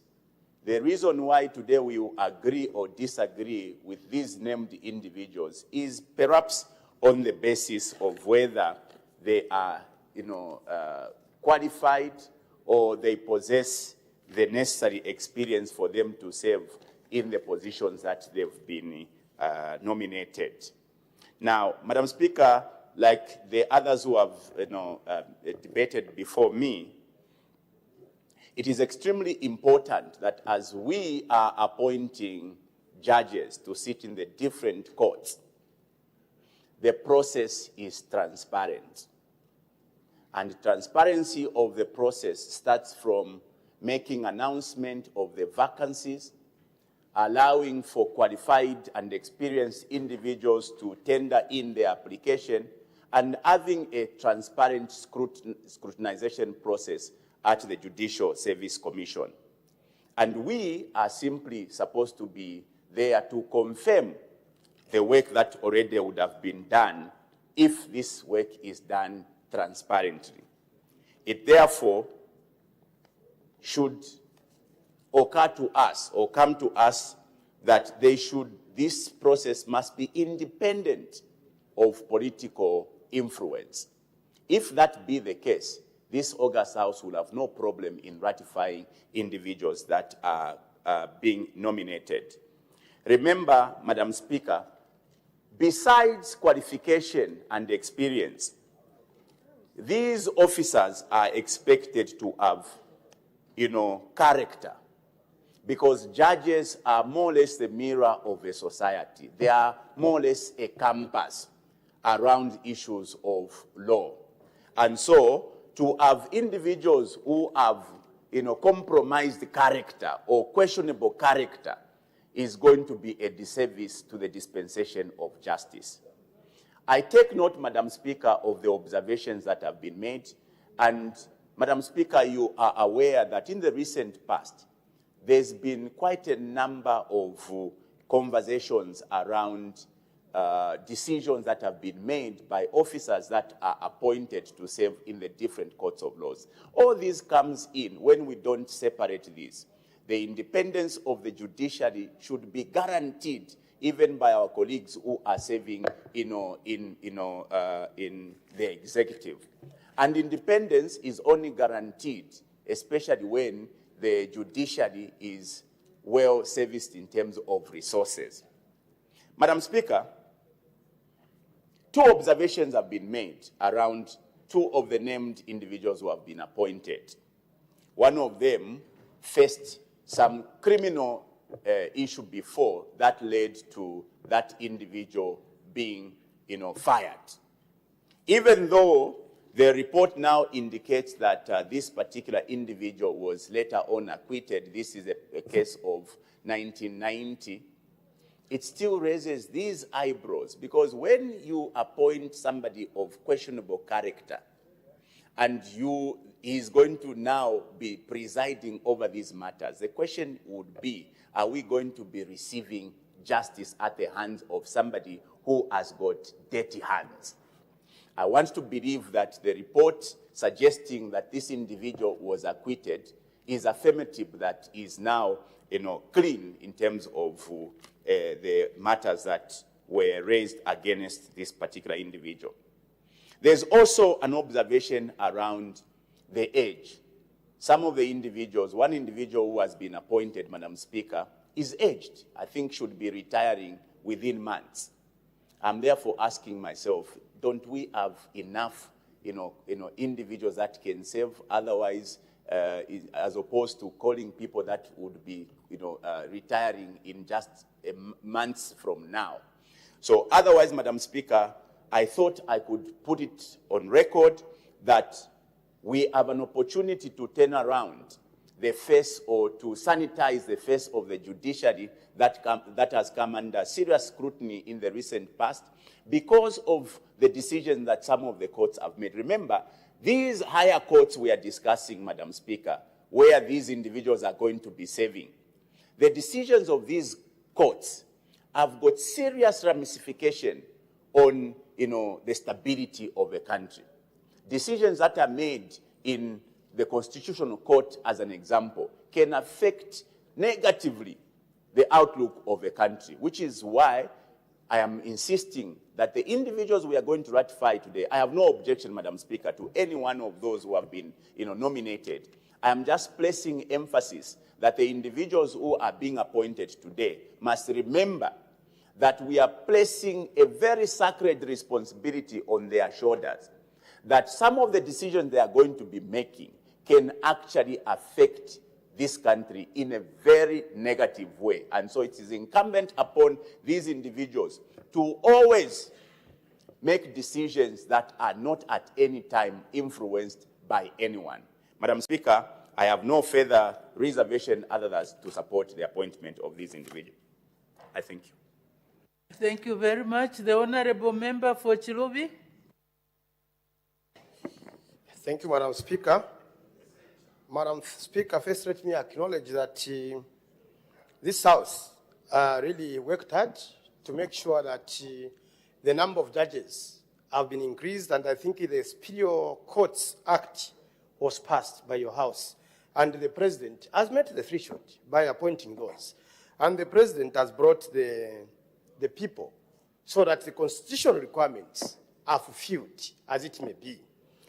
Madam Speaker, before us, we are dealing with individuals that have got blood and flesh. And before us, we are dealing with individuals that live in our society. And before us, we have expectations. But many of our expectations, Madam Speaker, are supposed to be found in the law. And when I say they are supposed to be found in the law, Madam Speaker, I mean Article 118 allays different factors that the individuals we have appointed, we are approving today, or ratifying today, are supposed to follow. Madam Speaker, this nation has a constitution, and the constitution is primary to all the acts of parliament, and it has to be followed as a compass. Madam Speaker, we know that we are not angels, and as we say we are not angels, government has got three arms of three arms. That is the judiciary and the executive, as well as the legislature. And these are supposed to work in tandem so that the wheels of government are properly championed. Madam Speaker, we, the members say, umwana bamufunda pakuya. And what that means, Madam Speaker, is that a child is taught, when you are sending a child away, maybe in the marriage and the like, that's when you prepare everything. And Madam Speaker, this is the house that is mandated to pray that law. And sorry, Honourable Member for Chilubi, yes. There is an indication, sorry to interrupt your debate. There is an indication for a point of order. Honourable Member for Zambezi East, what's the point of order? Madam Speaker, I'm constrained to debate the motion on the floor of the House because I'm part of the select committee that scrutinized the appointment of these judges. And I've been privileged to look at their CVs, how long they have served in the judiciary, and looking at their background. These are grown-up people, mature and respected people. Madam Speaker, is the honorable member for Chilubi in order to start insinuating that these are children, they need to be taught as they go, as if, belittling them. Madam Speaker, is in order to continue on that trajectory. I'm actually raising this point of order on the premise of Standing Order number 71. Madam Speaker, I need your serious ruling. Thank you. Thank you very much, Honorable Member for Zambezi East. From what I heard, the Honorable Member for Chilubi was using an adage which refers to children, but he did not imply that the honorable judges were ratifying today are children. So I'm sure he has taken note that we are dealing with adults. May the honorable member for Chilubi continue. Thanks so much, Madam Speaker, for that clarity. I just meant what you said. What I was trying to say, Madam Speaker, that this is the only arm of government that acts as a clearing house for the appointments of the president, those which are supposed to be approved. In short, that's what I said. And that is the authority embedded in the Speaker and the members of Parliament. That's what I was saying. And looking at that, Madam Speaker, I know that Articles 124 to 135 accommodates what we are talking about today. And what we are talking about are fellow Zambians who have worked for their degrees, their masters, and their qualifications, and with very good CVs. And we have expectations as Zambians that apart from the CVs, the academic flowers that they have, they must follow the law. They must follow the Constitution. And in all they do, they should use the national values as a mirror. And this is, I'm not saying from without, Madam Speaker. The national values are in Article 8. And Article 9 qualifies that these national values should be used, one, in interpreting this Constitution, two, in making sure that the laws that we make here in Parliament are driven by national values, and the courts should also use, when they are making judgments, they should use what is written in the Constitution. Further, it finishes to say that state policy should be driven by the national values.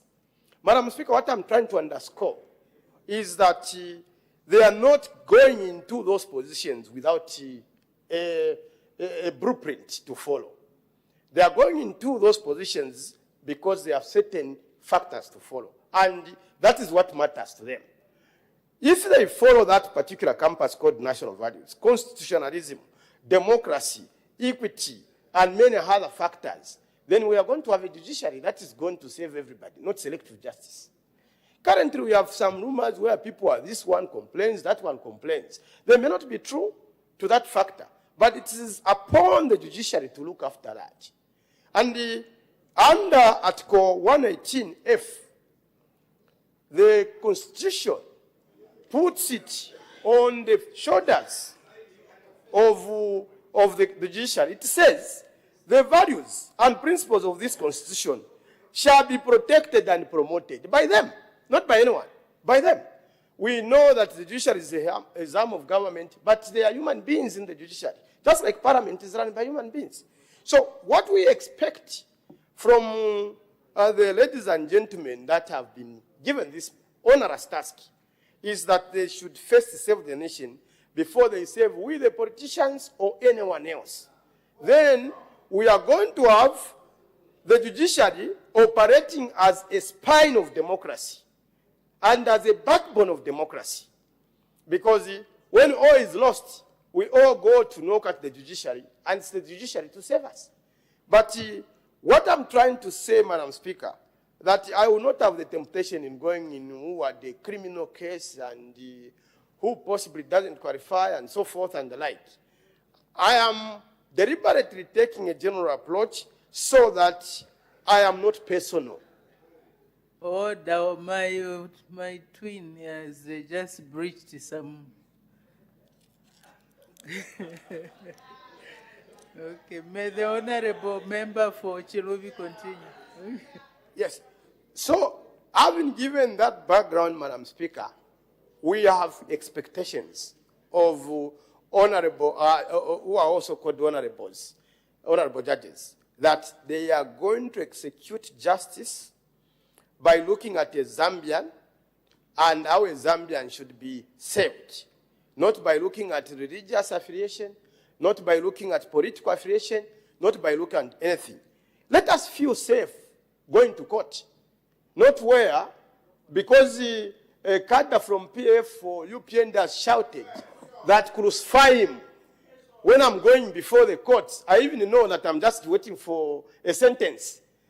And in looking at lapping up everything, Madam Speaker, can we have these judges uphold Article 18, as it may be, which is in the Bill of Rights, in looking at it that those that are supposed to be given bail, they are given bail. And there must not be any injustice in that. Those that are supposed to receive justice and being represented, they just follow that.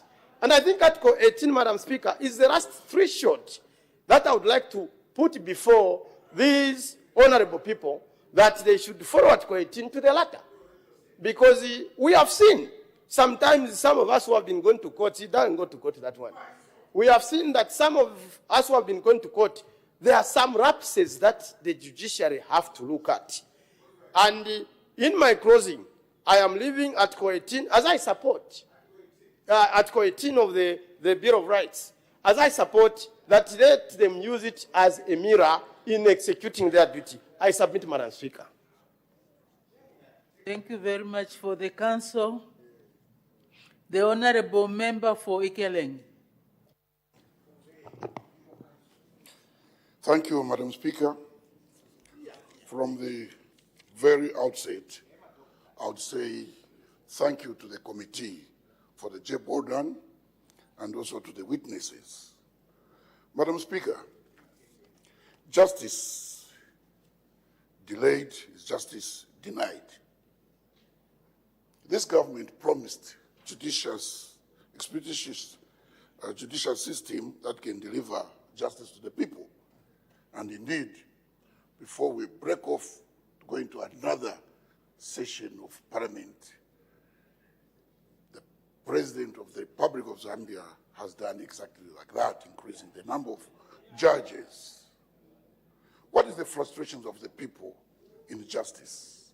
One, delayed judgments. Quite frustrating. Why? What could it be? One is the number of judges. Two, lack of motivation. These are lazy people. They don't even enjoy their lives.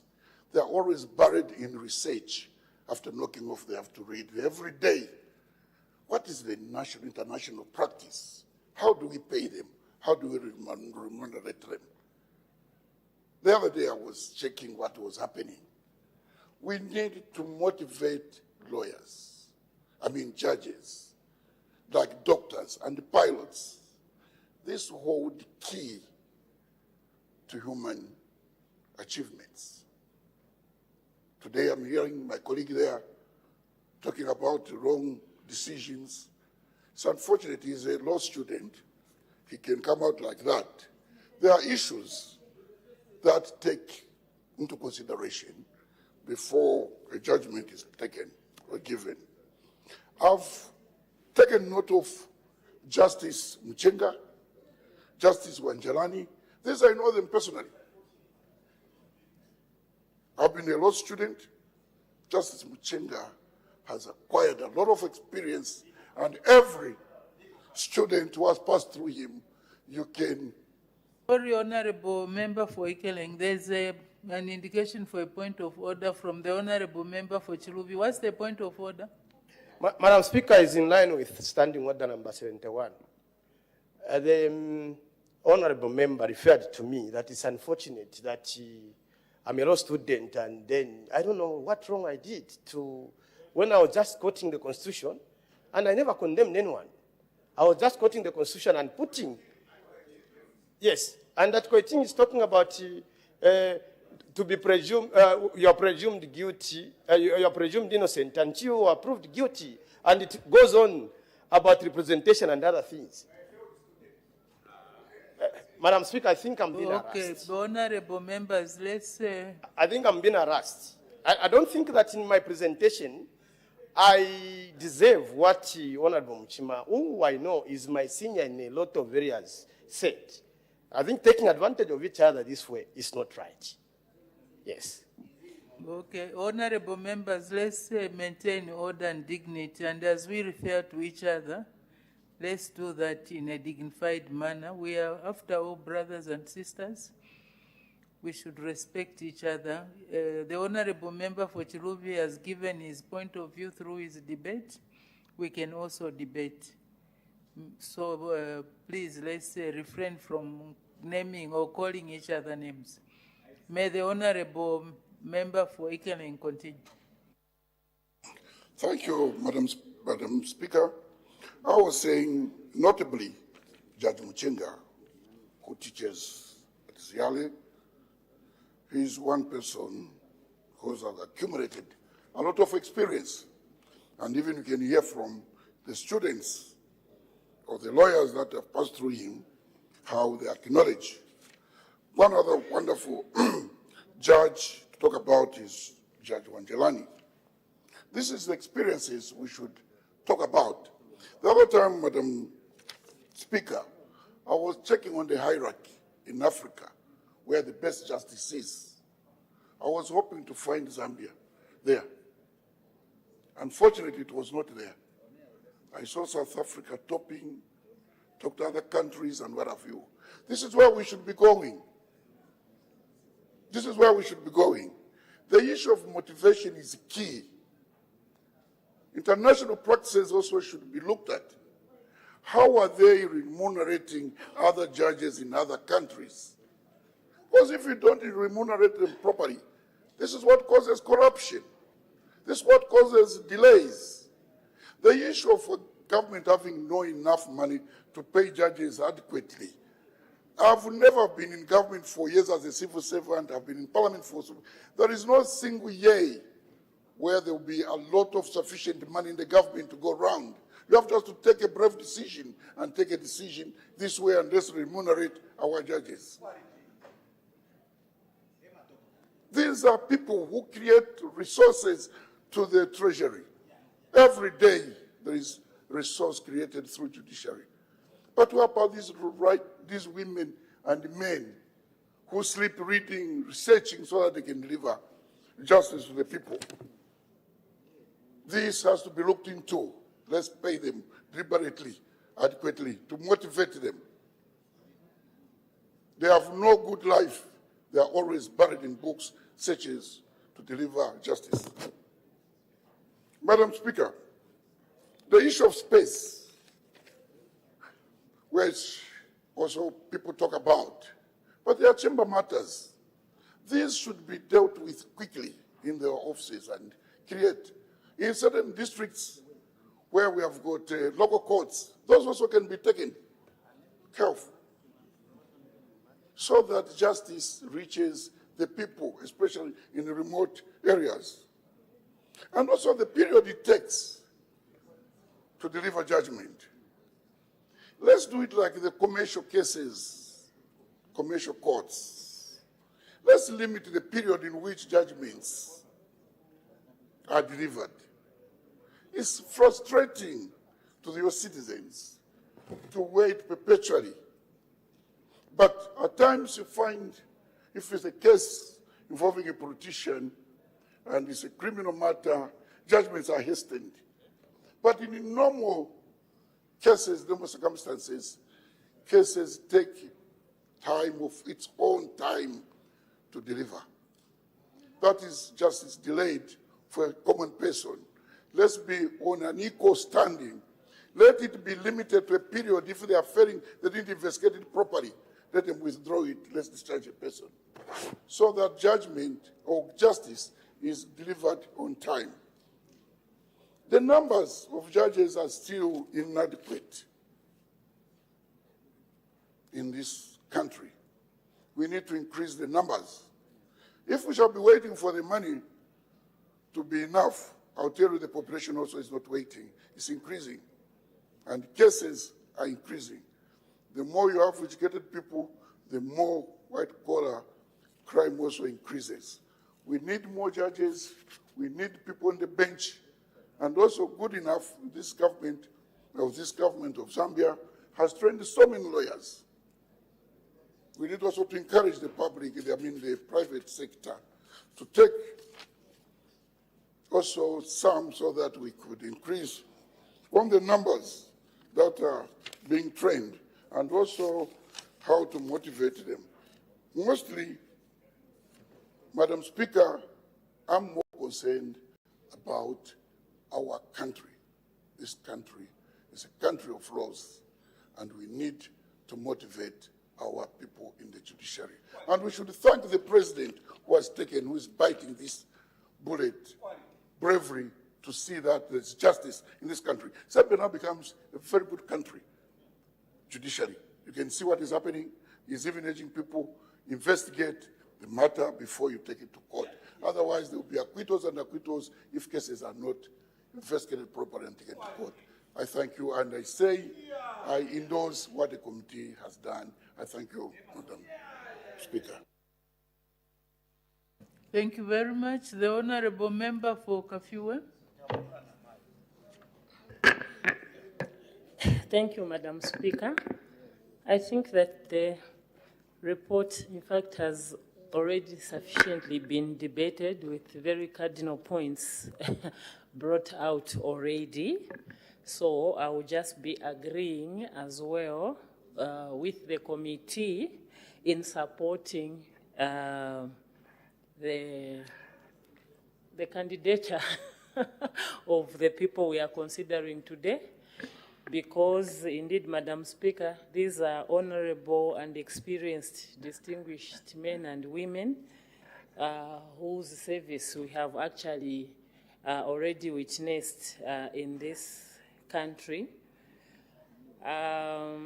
As a member of the Committee on Gender, I thought I would also be failing in my duties to just echo what the seconder had actually already said in appreciating, you know, the amount of gender sensitivity that has been exhibited in the recommendations and in the appointments of these distinguished men and women. In our interactions with the judiciary as a committee previously, Madam Speaker, we actually appreciated that this is one wing of government where gender parity has actually been exceeded, and they are doing very well in this regard compared to our wing of government, the legislature, and also the executive.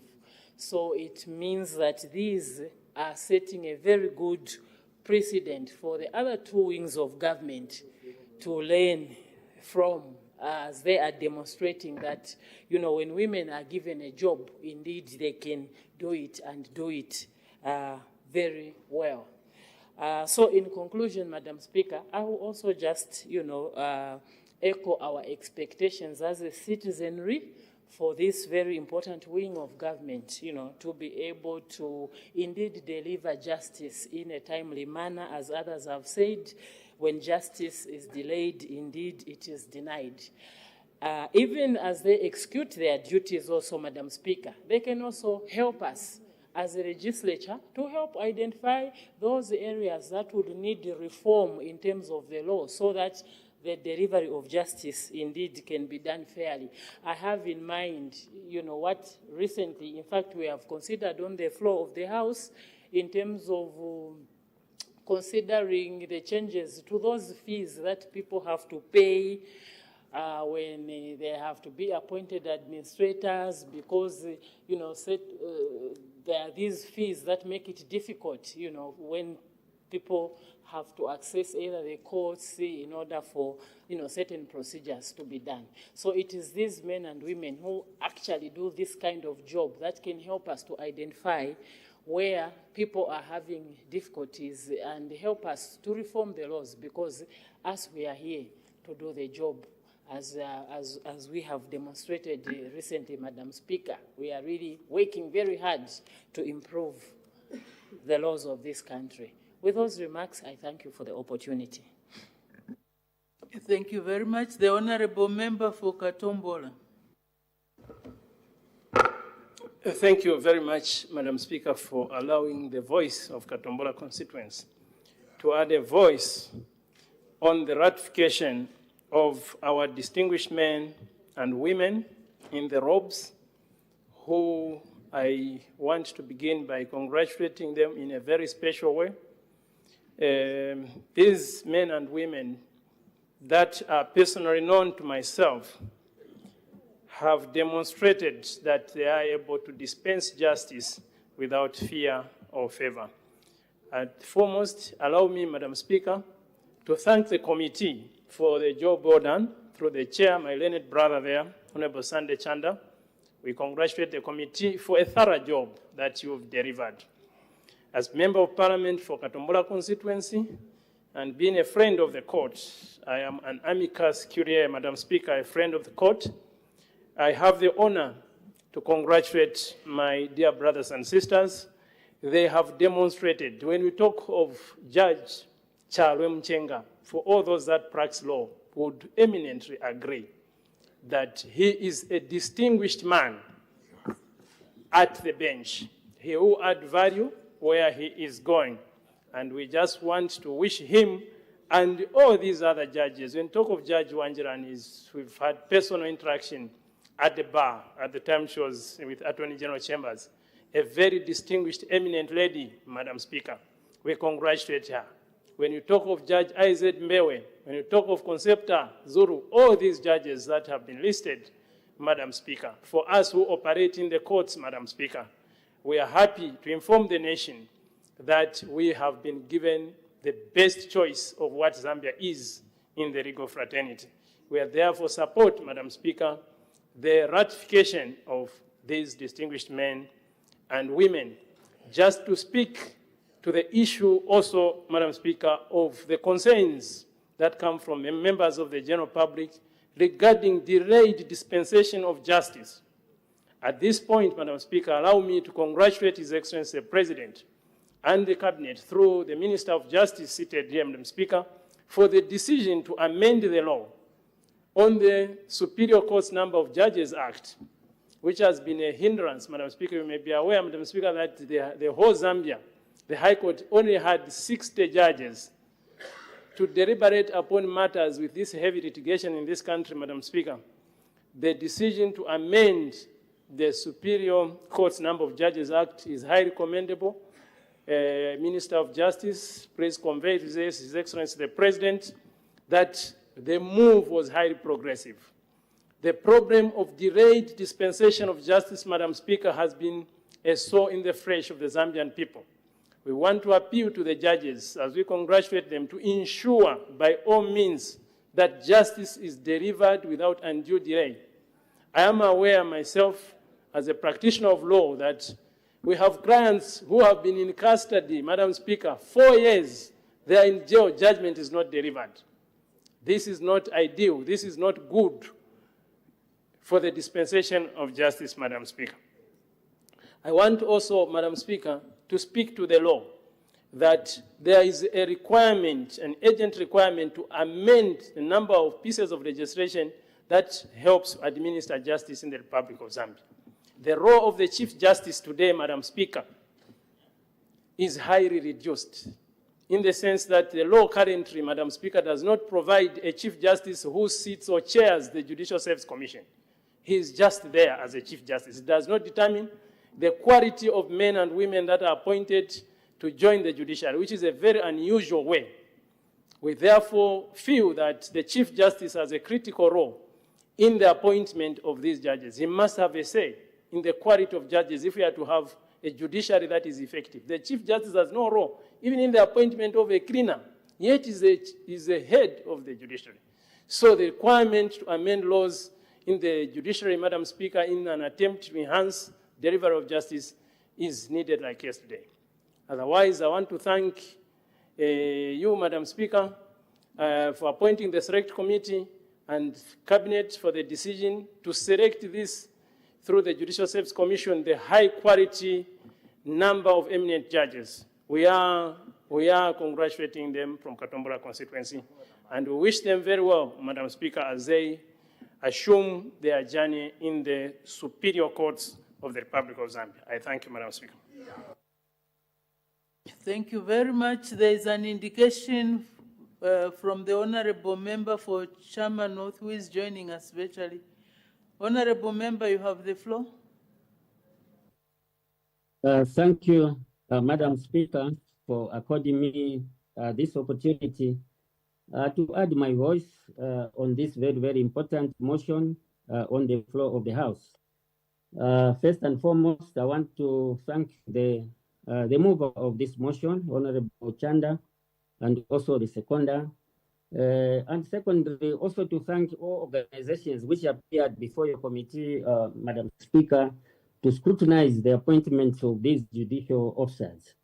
Madam Speaker, just to add some few words, I think if you look at the procedure adopted, the judicial plays a critical role in the administration of justice, ensuring good governance and upholding the rule of law. And therefore, the judiciary is supposed to be occupied with people of higher integrity. Madam Speaker, I support the ratification of these judges because they all possess adequate qualifications and also experience. There are some judges who I know myself personally who have provided a distinguished service to the judicial process of this country. Just to mention Judge Mchenga, I think he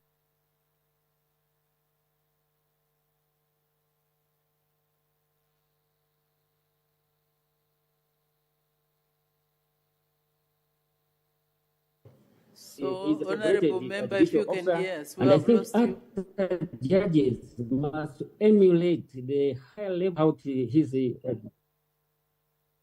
Madam Speaker.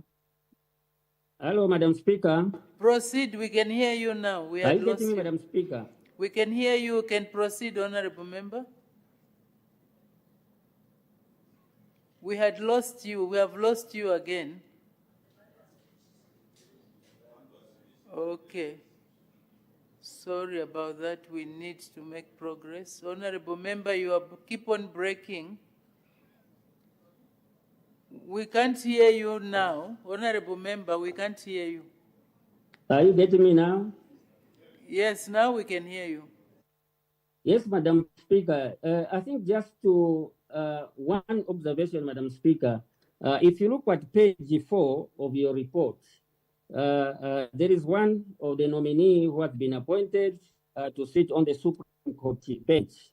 And if you look at the report which was presented to this House in February 2023 on the ratification of judges, when we were ratifying Justice Munalula as the Constitutional Court judge, there were some adverse reports which were attributed by the Anti-Corruption Commission and also the Financial Intelligence Center about a nominee on the Supreme Court. And in this report, it has not indicated whether those complaints were exhausted by law enforcement agencies. I think that is my concern. Then in conclusion, Madam Speaker, Honorable Mchima talked about motivation. I think it is very, very important to motivate our judicial officers. Today, judges have obsolete vehicles. 3-4 years, a judge using the same vehicle, run down vehicles. How can we motivate our judges in that situation? Indeed, money will not be there always, but I think for the judges, judicial officers, we must do everything possible to ensure that our judges are well remunerated. Because these people, they don't even have time. When you go to their homes, offices, they have no time to rest because they're always doing research. So it is important that these people must be paid handsomely so that they are motivated.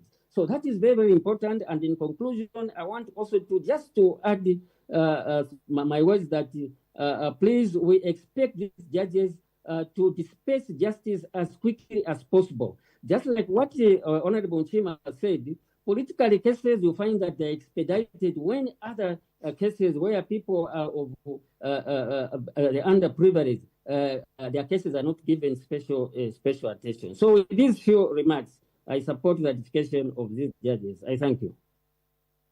Thank you very much. The Honorable Minister of Justice to respond. Thank you, Madam Speaker. Indeed, well debated.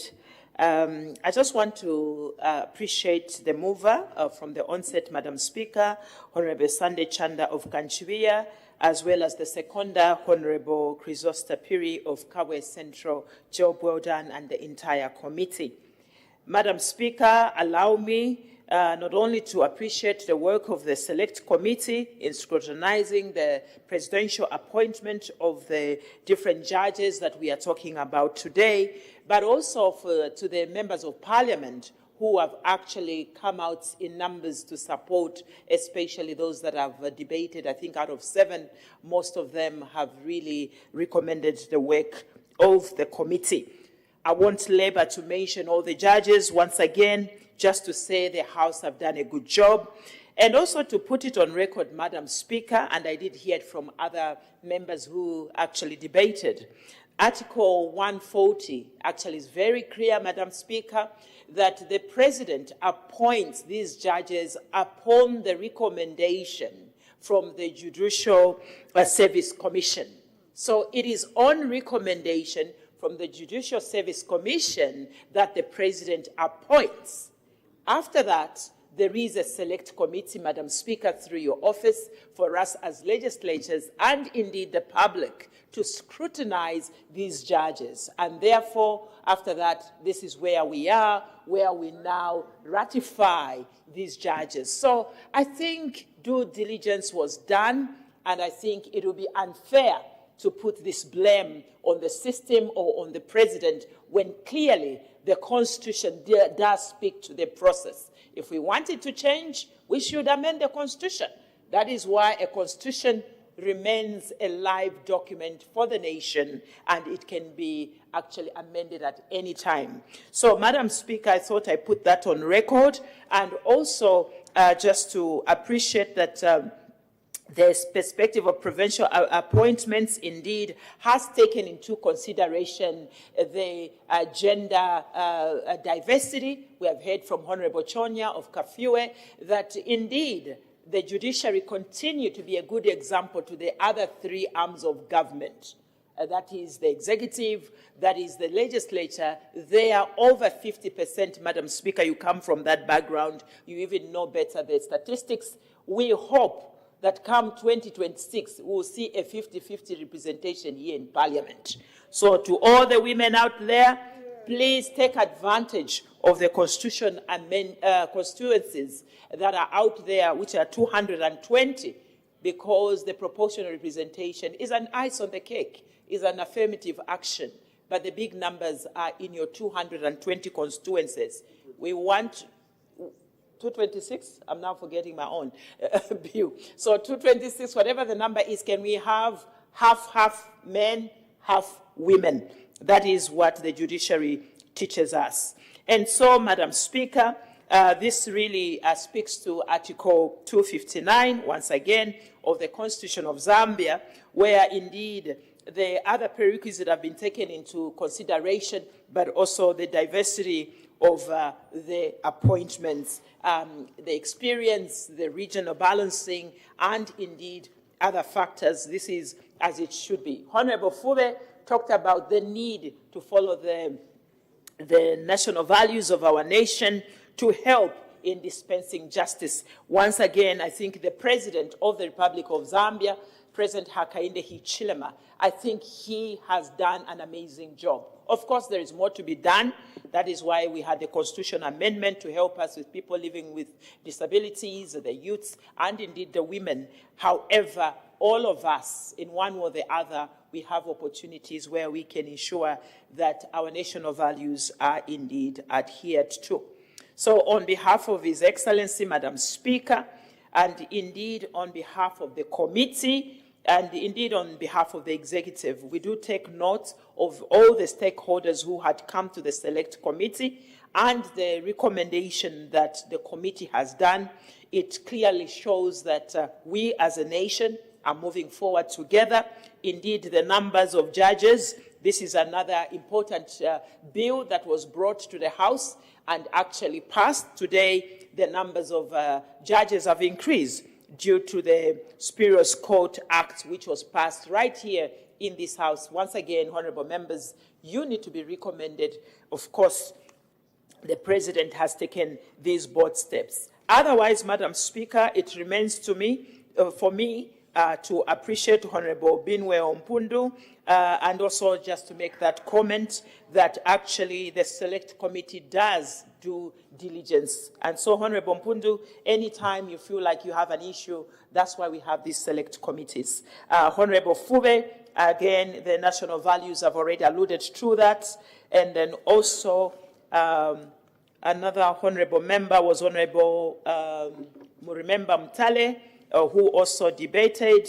Honorable Andeleki, clearly he appreciated the President on his bold step to increase the judges. We know the challenges they have.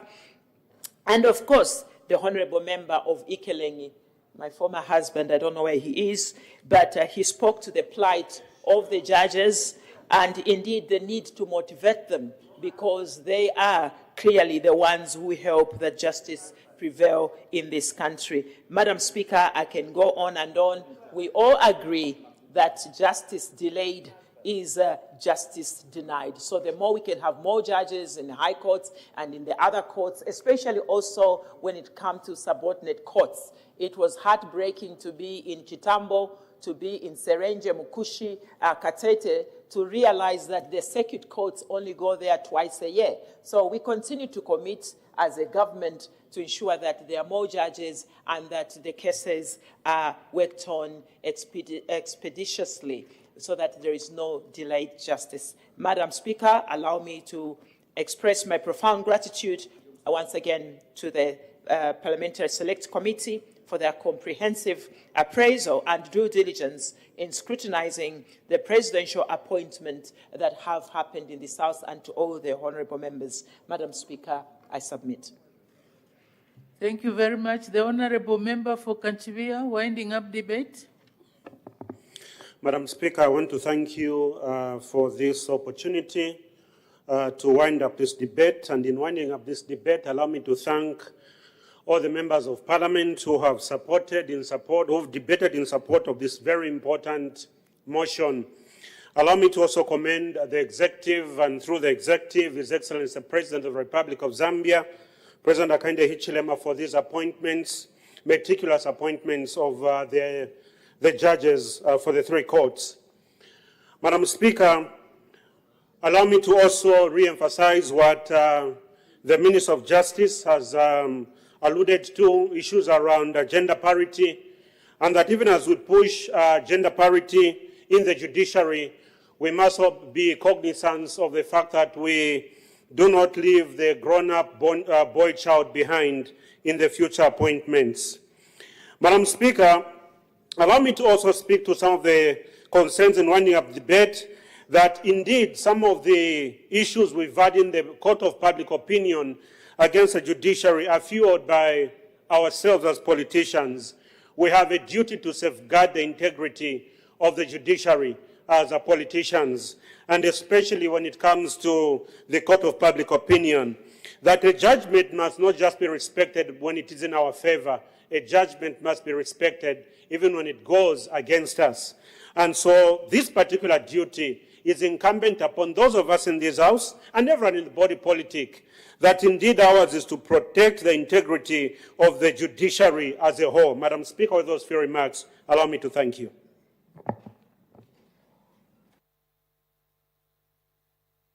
Thank you very much. Time to make a decision. I put the question.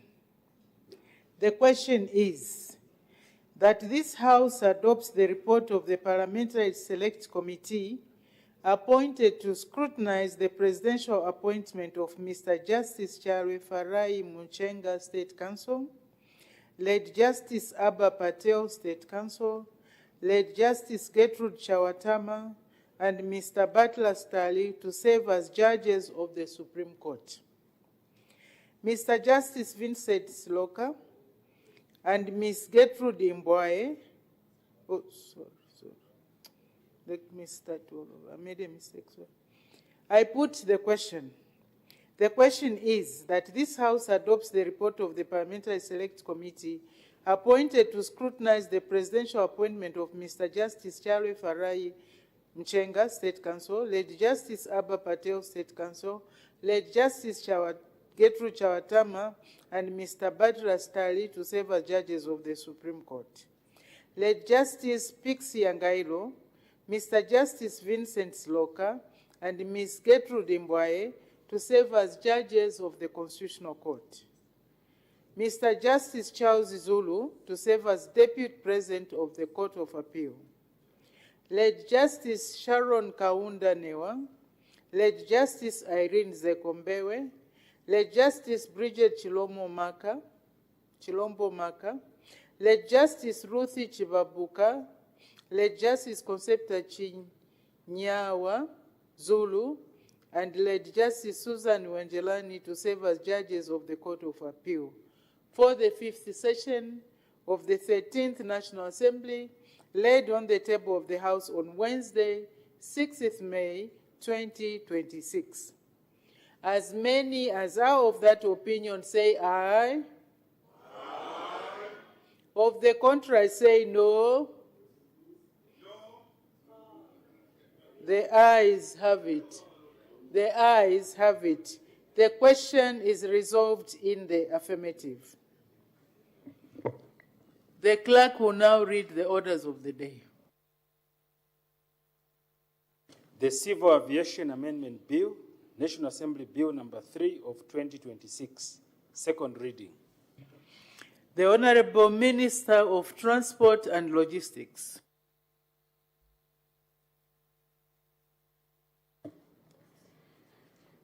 Madam Speaker, I beg to move that the bill be now read a second time.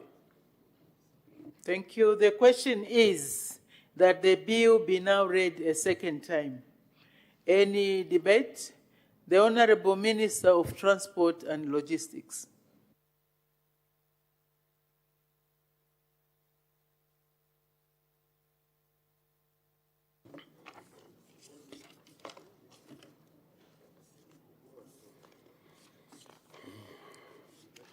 Madam Speaker, I beg to move that the bill entitled the Civil Aviation Amendment Bill, National Assembly Bill number 3 of 2026 be now read a second time.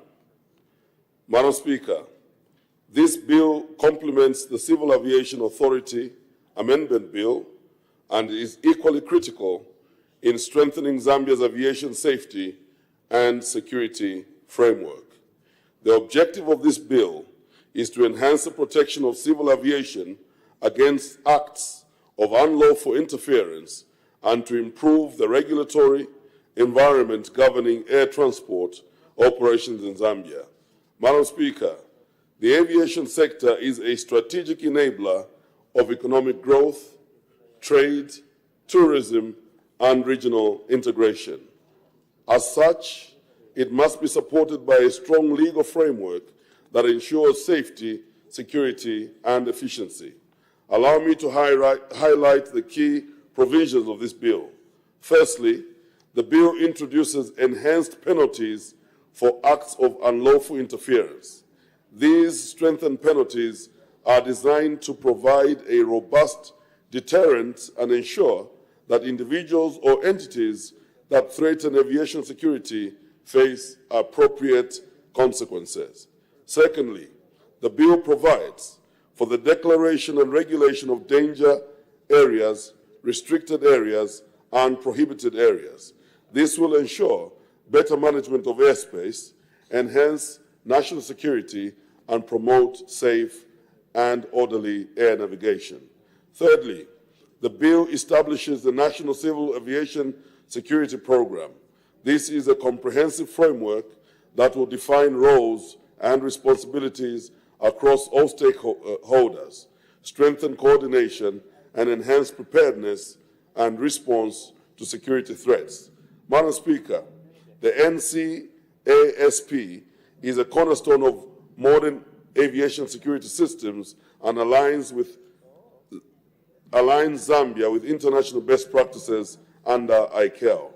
Fourthly, the bill introduces provisions for designation of general agents by air operators. This will strengthen oversight, enhance accountability, improve service delivery, and protect consumers within the aviation sector. Madam Speaker, the benefits of this bill are clear. It will strengthen enforcement mechanisms, improve Zambia's ability to prevent and respond to security threats, enhance regulatory oversight, and reinforce our international credibility. In addition, a secure and well-regulated aviation sector will promote increased air connectivity, stimulate tourism, and attract investment into the country. Madam Speaker, these reforms are timely, especially as Zambia prepares for international aviation audits. Passing this bill will demonstrate our commitment to global standards and ensure that we remain a trusted and compliant member of the international aviation community. In conclusion, Madam Speaker, I wish to strongly urge honourable members to support this bill. It is a necessary step towards safeguarding our aviation system, protecting our citizens, and advancing national development.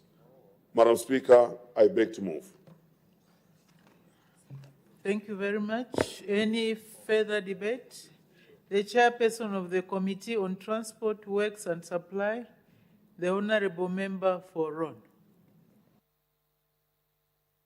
Madam Speaker, thank you very much. Madam Speaker, your Committee on Transport, Works and Supply was tasked to consider the Civil Aviation Amendment Bill number 3 of 2026. Madam Speaker, in accordance with its mandate and standing orders, the Committee on Transport, Works and Supply considered the Civil Aviation Amendment Bill number 3 of 2026. Madam Speaker, the bill seeks to strengthen the existing Civil Aviation Act through targeted amendments aimed at enhancing aviation safety, improving regulatory oversight, and aligning the legal framework with emerging operational demands within the aviation sector. Madam Speaker, following its interactions with stakeholders, the committee carefully examined the provisions, the bill, and while supporting its over intent, it made the following observations and recommendations. Order. As the time is 12:30 hours, I suspend business until 14:30 for lunch break. Bon appetit.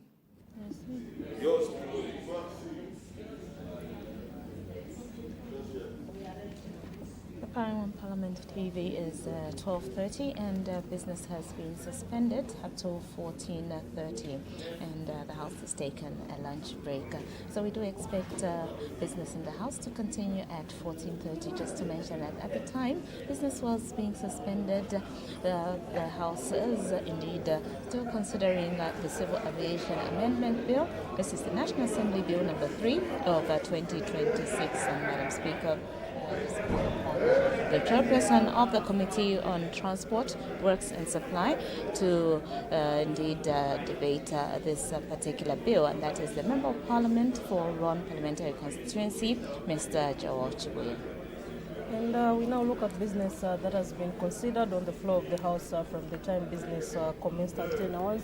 Madam Speaker did make an announcement. Madam Speaker recognized the presence in the public gallery of pupils and teachers from Lake Road PTA School in Lusaka District. Madam Speaker, on behalf of the National Assembly of Zambia, warmly welcomed the visitors to the National Assembly. Thereafter, the House then moved on to consider questions for oral answer, and these are questions for oral answer and Standing Order number 80. These are questions of an ordinary nature, and the first question that was indeed posed by the Member of Parliament for Chilubi was directed to the Minister of Agriculture, where he basically wanted to find out what the average maize yield per hectare was in the 2024-2025 farming season. He also wanted to know the factors that influence the maize yield per hectare in the farming season 2024-2025 and the measures the government has taken to improve maize production per hectare in the country. And the minister, in giving a response to this, did give the tonnage per hectare per province, saying Copper Belt had about 2.37 tons per hectare produced, and then Eastern Province produced about 1.44 tons per hectare, Lopla Province 1.86 tons per hectare, Lusaka Province 1.45 tons per hectare, Mchenga Province 2.34 tons per hectare, Northern Province 2.64 tons per hectare, Northwestern Province produced 2.08 tons per hectare, Southern Province 0.95 tons per hectare, and Western Province 0.50 tons per hectare, saying that on average small-scale farmers contributed about 1.62 metric tons per hectare, and large-scale farmers about 3.42 metric tons per hectare. In the second part of the question, where I wanted to find out the factors that influenced the maize yield per hectare in the farming season 2024 to 2025, the minister did say climate variability, poor agriculture practices, low levels of mechanization. Those were just some of the factors. And then the third part, the Member of Parliament wanted to find out what measures the government was taking to improve maize production per hectare countrywide. The minister did mention a thing like conservation of agriculture, talking about soil mapping and crop rotation. He also talked about irrigation development, then promotion of mechanization, promotion of timely input distribution through programs like the FISIP and Climate Smart Agriculture. So these are some of the measures that the minister did give in his response. And another question came from Chawama Member of Parliament, Mr. Brighton Ongwe. He directed this question to the Minister of Agriculture. In part A, he wanted to find out how many storage facilities of maize there were countrywide as of April 2026, province by province. The minister did indicate that in Central Province there were 48 storage facilities of maize, in Copper Belt 33, in Eastern 60, in Luapula 9, Lusaka 80 storage facilities of maize, in Mchinga 22, Northwestern 12, Northern 25, Southern 67, and Western 19. And in part B, he wanted to find out over the storage facilities of maize, how many were owned by the government. The minister said 303 were owned by the government and 72 were owned by the private sector. In part C, he wanted to find out what the storage facilities of maize will be able to accommodate the expected maize harvest from 2025 to 2026 season. The minister did say that, yes, the combined storage capacity of 1.8 million metric tons will be able to accommodate the expected maize harvest. In part D, he wanted to find out how many metric tons of maize went to waste from the harvest of the 2024-2025 farming season. The minister said it was 0.01% metric tons that went to waste. In part E, he wanted to find out what the reasons for the wasted crop are, and the minister indicated early deliveries by farmers, pest infestation, and aging of older sheds. And in part A, we wanted to find out whether the government has any plans to construct additional storage facilities. The minister did say that, yes, government has plans. Okay, and after considering questions for answer, understanding order number 80, there was a motion that was moved by Kanchibia Member of Parliament, that's Mr. Sunday Chanda. He was basically moving a motion to adopt the report of the Parliamentary Select Committee, that this House adopts the report of the Parliamentary Select Committee appointed to scrutinize some presidential appointments, which included,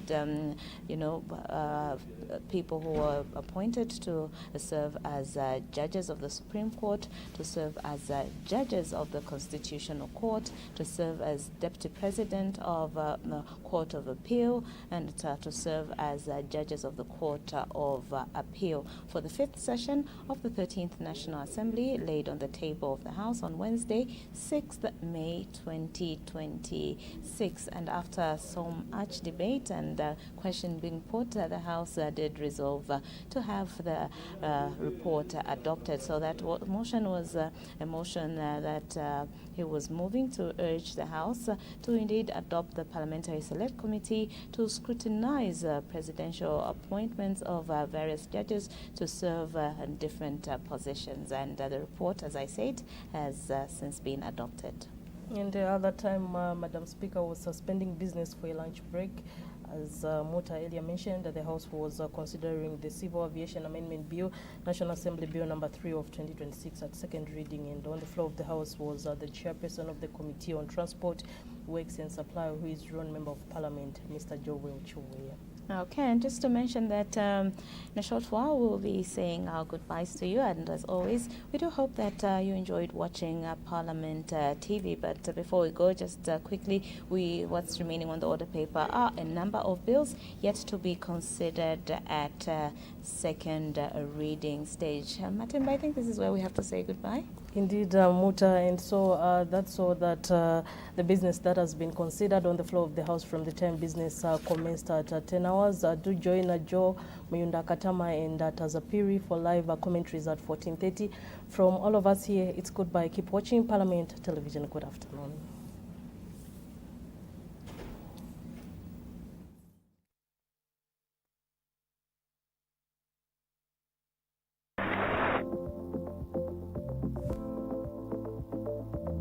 Parliament TV, bringing Parliament closer to you.